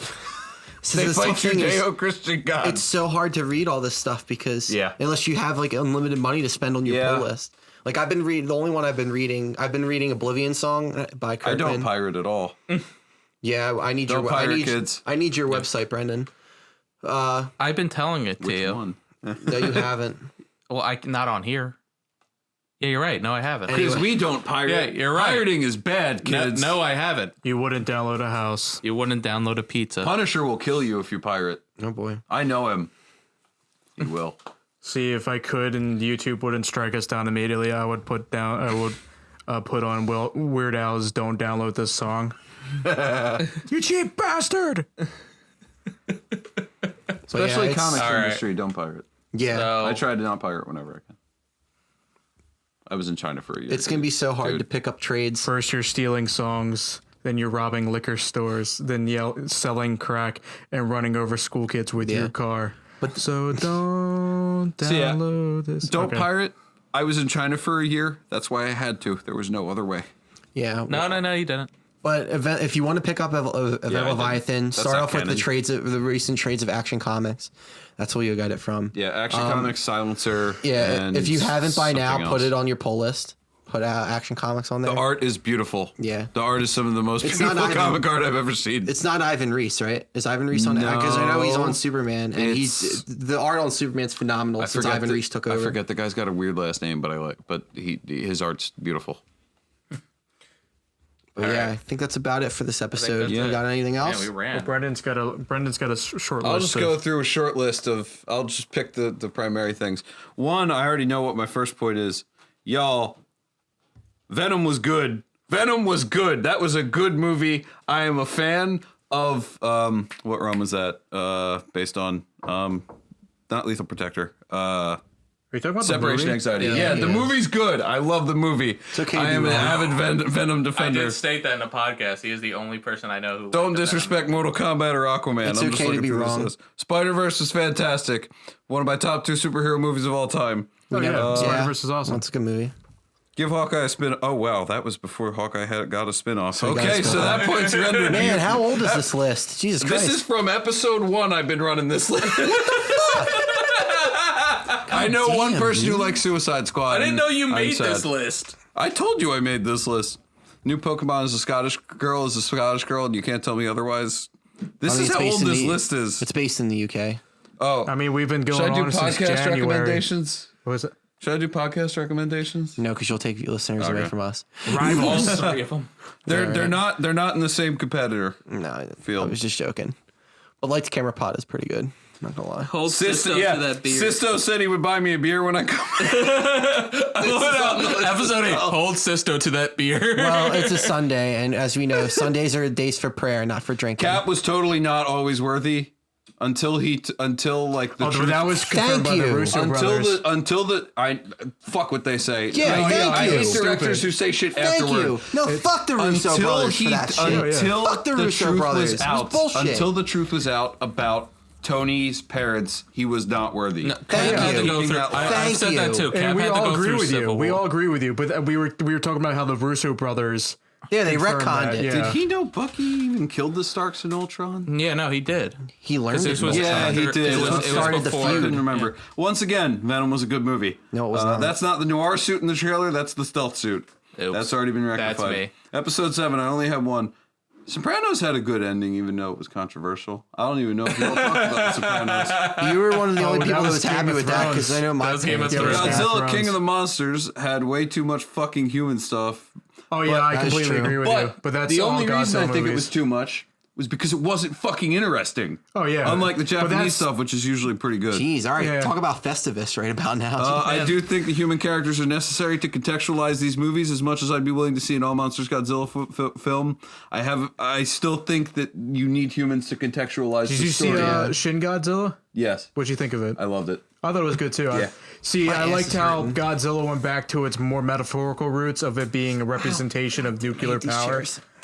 Also, y'all... We need y'all- to stop, or my mom will shoot too. Yeah, no, because I was thinking about that days before I listened to the podcast. Anyway, also, I do believe in UFOs, full stop. How anything smart enough to travel that far can hide itself easy. Also, Tencent wanted to make Men in Black, so that's why it got made, because Tencent wanted it made. Oh, international? Yeah. Tom King's Mr. Miracle is fantastic. You said the other episode that he does like nothing good. Mr. Miracle and was Visions. fantastic. I'm sorry. Vision was fantastic. Mr. Miracle and Visions. And the only reason... Omega Men was fantastic. Okay, Omega Man was phenomenal. But I'm going to stop you there. Adam because Strange is going to be great. The only issue is Tom King is a one-trick pony, but Thank I love you. the tricks that he does. Well, I love that trick a lot. a lot of the reason the Vision was... I mean, not Vision. Fuck you. I mean, Mr. Miracle was good is because of his experience on Vision and because Mitch Gerards did an amazing job drawing Mr. Vision. I actually have like the Hold on, wait, I see something that supports my point. The sticker printed onto the thing before they Wow. fixed it. Just say the Han one, because that proves my point. Harrison Ford has mostly been known as Han because of Star Wars and all of his action roles, and he hated it because he wanted artsier roles. That's why he hated being Han, was because that got him typecasted, and that meant that he couldn't get shit. the artsy roles that he wanted to get. What do you want to do? What do you want to do? Like He some wanted- shit like Jon Favreau and Chef? That's the thing. He wants to be known for more of his like Then he shouldn't have artsier stuff. But right, well, then he everybody should- knows him because of Indiana Jones. Indiana Jones Well, then he and the should have other taken stuff. Air Force One. He shouldn't have taken Blade Runner. Yeah. He should have tried some Man's other gotta Betty eat. Crocker shit. But instead, no. He took those movies. Did you say and Betty it Crocker shit? Yeah, because if he wants to get artsy, he's going to get artsy like Betty Crocker. Also, I was gonna say, based on the tone of that ending or the ending thing from Far From Home, I don't think we're getting Secret Invasion because the Skrulls are no longer bad guys in this yet. Exactly. There could be bad Also, apples. Gerard Way is DC's best comic writer right now. False. Read everything. False. Read everything in the False. best False. best curator for sure. False. Read False. Grant Morrison. Are you gonna debate best curator? Grant Morrison. Grant Morrison isn't curating anything right now. I thought he was doing Flash. He's not curating it. He's not curating a whole line of comics right now. Gerard Way is curating the entire Young Animal line, and it just got brought back. And read everything Young Animal. Collapser's great. Fair enough. All right. That's it. All right, So so that was you got it Brendan's off your list chest. all the way from January. Yeah. Jesus Christ. From our first I need a episode in copy of this. January. I'll send you a copy. There's more shit on here. Oh, continue the list. I'll buy a beer Oh. next time, I guess. Okay. Oh man, we're running. If I must, let's go back to the first episode. guess I 'cause I owe skipped you a bunch. too. Why the fuck did Logan not get an award? Why didn't Logan get an award? He should've Logan's gotten the an Because award. it wasn't good. Logan? What the fuck? What? I'm just No, kidding. just- Oh, Jesus I didn't Christ. like Rogue One. I'll say it. I didn't. Wow. Like Rogue One. Really? I didn't Fucking- care for Rogue One in the That's end. one. Why is that a shock? The That's movie my sucked. favorite. I Holmes and love Watson. really. Holmes Yes, and Watson. really. Holmes and Watson wow. fucking sucks. I hated that movie. love Fact Rogue checking. One. Because I didn't need to hear it. I didn't need to hear the story. Fact One of checking. the best things was the fact that they just happened to have. in Rogue episode 4, One they just was happened amazing have to the me. Death I Star don't playing. care. However, I loved Rogue it. One has some good stuff. For example, the line "Don't choke on your ambition." I love that line. look, that movie was made by the Vader scene at the end. Yeah, I agree. Yeah. That was the only good part for We're me. rehashing Okay, this argument. I don't fact want to checking. do that. Die Hard 5 was in fact fucking awful. However, that driving scene was all right. Okay, fair enough. General Grievous sucks, and I'll joke about General. Oh, why do they name him Grievous? Like, could you be a little bit more subtle? Are you gonna have? Are you gonna have General That movie bad came out guy in 2008. What about Star Wars? Has ever been Admiral subtle? Nefarious? Admiral Nefarious. What about Star Wars has ever been subtle though? Hawkeye. Yeah, wait. Hawkeye needs spin off, and I need to write it. Okay, I'm not writing it, but Hitman movie. Oh wait, I was gonna pitch a spy movie. Spy movie, Aren't they but from making the a Hitman movie, perspective. Yeah, there But was from two. the perspective of the bad guys. So the entire movie takes place within the command center of bad guy headquarters, and it's a slasher film of people slowly disappearing off the camera every time you look back to the like CCTV screen. That's the movie that I want to make. I can see Ryan Reynolds doing that. Hitman 2, they needed the money, but it was Squeenix's fault. I don't know. Yeah. No using normie, say regularios. We might have been talking about with Hitman. We might have been talking about the new one that just came out. Oh my god. My big issue in multiplayer is they need to rebalance the in-game economy. They did that kind of. Gwenpool is good, and tell them why. Gwenpool is a Socratic dialogue between comic book writers and comic book fans.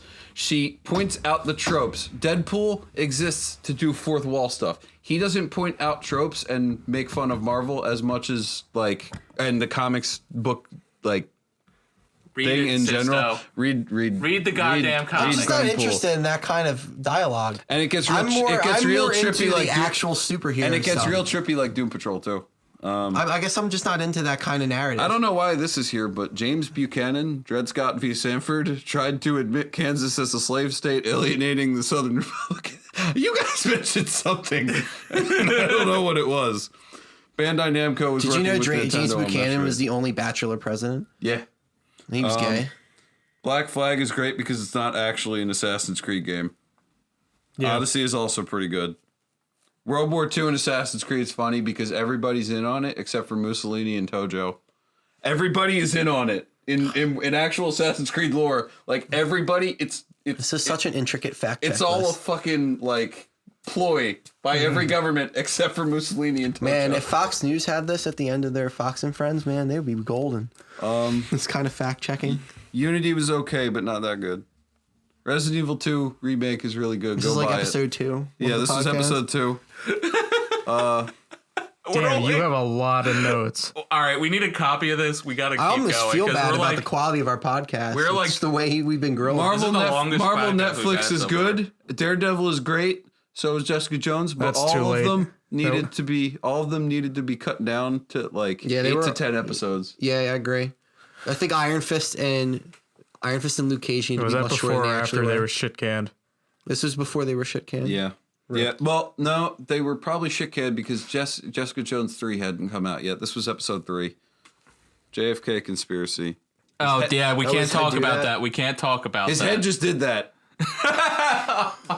It's right up there with Jeff Fool can melt steel beams. Friday the 13th game. It wasn't abandoned by choice. It was a horrible case of legal proceedings gone wrong. I know. Well, we got one, didn't we? They still did abandon it by choice. They could have. They've been updating it recently. Yeah, it's been gotten a lot of patches. It's patch fixes though, but patches. But the game is dead now. The game has probably about a little under 100 people. This was before Endgame came out. Adam Warlock is not Endgame. Adam Warlock is Guardians 3. I was wrong. Wow. I was so mad at the fact that Howard the Duck appeared before Adam Warlock. How dare so mad I'm kind of right. Which one of you hated Thor Ragnarok? I'm not mad that you're right. I'm mad that I'm wrong. I didn't like Thor Ragnarok. Which one of you hated Ragnarok? I didn't like it. How dare you? Exactly. This wasn't It's cosmic. I love bringing on somebody who agrees with my point. Dancing Spider-Man was the perfect. because we do really shit on you. Dancing Spider-Man opinions. I brought up Brendan. Okay, so Dancing Spider-Man in the third movie is a fantastic scene and the only good scene in that movie because it's an entire scene made as revenge. It's the only scene that they let Sam Raimi direct on his own. That scene is now part of our intro again. It's the only scene that they let him direct on his own. So he made that entire scene to say, fuck you. Yeah. That's an entire scene made out of pure spite. And that's why it's beautiful. I agree. Jesus Christ. KOTOR is not point and click. Yes, Snake it is is. Palpatine. That's And KOTOR 2 is a fan fix that makes it If Snoke is amazing. Palpatine, KOTOR that's is the point and dumbest click. fucking twist. Yeah, if You got Snoke a is point to go Palpatine, that's everywhere. dumb. Playing game's excruciating. The play. 90s and zeros, BioWare is now modern Obsidian. Respawn made Titanfall, not Destiny. Phasma is Boba Fett because she's an overrated character who's just in the movies to stand there and be quiet and has no reason to be that Have hyped. you read Phasma, the book? I shouldn't have to You be should. excited about a character. You should make me but that's excited what about the Boba Fett character in the too. movie. That's what Boba Fett too. Exactly, and that's why Boba he's Fett- overrated. We're wrapped. Okay. No, Phantasma was actually Phantasma. That was a good movie. She's a comic book character. Phasma is actually her book was really good. I can actually let you borrow it if you want. I have it in my room if you actually want to read it. Phasma, her standalone book. I have. I it got in my too room much if shit you to want. read right now. I got to start Wade's Black Widow. Fair enough. Superman Speaking of of Marvel. Mark Wade, He's on Doctor Strange run. He's actually doing pretty well. God. Superman of Marvel is captain in character. Wait, what? I love the fact. Can you give us a TLDR here? Yeah, we gotta do it. Oh no! I was just reading. I thought we were done. Yeah, well, we are. I had a lot of shit to do. I need a copy of this list. Yeah, I'll send you a copy of this list. It almost makes me upset to know that we fucked shit up so badly. Or we didn't fuck it up. They're just as the first episode is like the longest. Some of these are fact checks, man. We got grilled heavy. Not that it's a bad thing. Well, shout out to Nick Gallo who pointed out. Thank you to fact checking for ruining this podcast. No, it doesn't ruin anything. No. Thank you, Brendan, for helping argue my points because I'm no longer outnumbered. Well, I'll say one thing. You and Brendan have similar likes, but those likes happen to be my dislikes when it comes to like stuff like Gwenpool. Like, I don't want to read stuff like that points out this shit that Gwenpool points out, like the idiosyncrasies and all that. My favorite. I want to read stuff like Spider-Man actually doing Spider-Man shit. Right, I want to read the comics. I don't want to read the fourth wall, which is why I hate Deadpool. My favorite thing is still at the end, but that's the thing is I hate Deadpool too, but I like Gwenpool. I guess read Gwenpool. There's a part where older Gwenpool comes and talks to her, and she's like, "So I'll look like you one day," and then she's like, "No. You're a Marvel Comics character. You're not going to age." Okay. That's true. Anyway, let's put a cap on this episode here. Yeah, we're done. Well, it was fun. Thanks for joining us. Thanks for joining us, Brendan. Yeah, Not a thank problem. you for stopping by. 10 episodes. Anytime. Red China. It only took 10 episodes. We'll see you on episode It 20. only took a decade. We'll see you on episode 20. Are we not taking a hiatus now after episode 10? Are we going? Well, you're going on vacation, are you? I am getting on vacation, but you guys Sisto's going to the corporate hellhole known as. Don't you dare say Disney anything World. about Disney. I love Disney. I'm joking. Thank you. Yeah, so we're for gonna go on a little products. break because Sisto is And it is going back, on vacation. and then it'll be officially back to school time for me. Yeah. Yeah. We'll stream where we can. Stream episodes when we can. Stream when we can. And we then will we'll be also back have in some- October. We also will have some changes. We'll now have Brendan if he can handle it. Maybe. Yeah, I just we'd love to need to have work you. out my schedule. Yeah, I just got to get my work schedule in order. would and love We'll then figure it out. I Hey, should look, probably I be got able a to new do stuff. job. It Yeah. sucks. But I mean, the job's good. I mean, getting a new job. You can working follow a new me job on Instagram. My things Infamous blocks out _ people. Hawkeye Yeah, underscore. infamous _ Hawk guy specifically. Maybe I'll let you. I don't know. I have the thing on where it's not public, That's fair enough. so I'll let some people in. But Yeah, yeah, followed by 30. I can speak personally when Like comic book pages without context on Facebook. Yeah. I'm going to speak personally here and say that Brendan, like I've met you for the first time today, and he's probably one of the best things at best people at this whole podcast thing. He's done very well. And especially like Recruitment. the fact that I've never met him before outside of this, and it's been like talking to an old friend. So he's been really good. I mean, I'll so be we've honest, been really happy to have you on. Being on a podcast is natural because I've listened to podcasts since middle school. And my guy, if I about. couldn't say your voice should be heard and famous somewhere, I'd be lying because you got one hell of a reading voice. It's been like 11 years. It's been like 11 years or so since I started listening to podcasts. Finally on one. I need to watch more Rob Explains on Comics Explained. What else? Get my anyway, shit question going. posting. Anyway, Hawkeye so Core. we not an have some admin. stuff planned for October since it's spooky Honey season. It's my time to shine as the horror Or bleed, one of the two. What was that? Your time to bleed. Sure. Do you Since bleed? since I'm the horror connoisseur, I'm excited for Halloween. We got some stuff going on. But anyway, thanks for listening. Follow us on Instagram at C_Y_character. Follow us on Twitter, same handle. Facebook is Choose Your Character Podcast. Yeah, Facebook we are the Choose Your Character Podcast. On Twitch we are C_Y_character, and on YouTube. But you should already be watching us on YouTube. So, but anyway, if you're not, we are the Choose Your Character Podcast. When make sure you like, subscribe, comment, and on Apple Podcasts, make sure you leave a review so we can get Please. up there, and we can compete grittier the better. with Kevin Smith's podcast where he just does shout outs for 40 minutes of the podcast. Oh man, you're really going after Kevin Smith All right right, now? no. I That's mean, the if last we're one. trying to He's get a as state hero, podcasty as man. possible, Don't. I guess go get the Great Courses Plus or something. He's a state hero. Anyway, I'm so trying thanks to for joining do us. this. Thanks for joining us. I'm Marcucci. Are we doing this really? Yes. We're on episode Why 10. are you looking at me? Because you should be Sisto. I always have the last one. Come on. God damn See, it. All right, go. I'm Morkuchi. I'm the silky smooth sounds of Midnight Munch. I'm single. And I have crippling depression. Thanks for watching. Thanks for listening. Have a good one, guys. Do-do-do-do-do-do.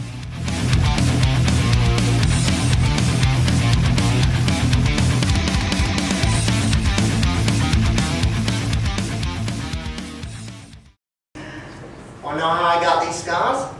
Well, I'm the Joker, baby.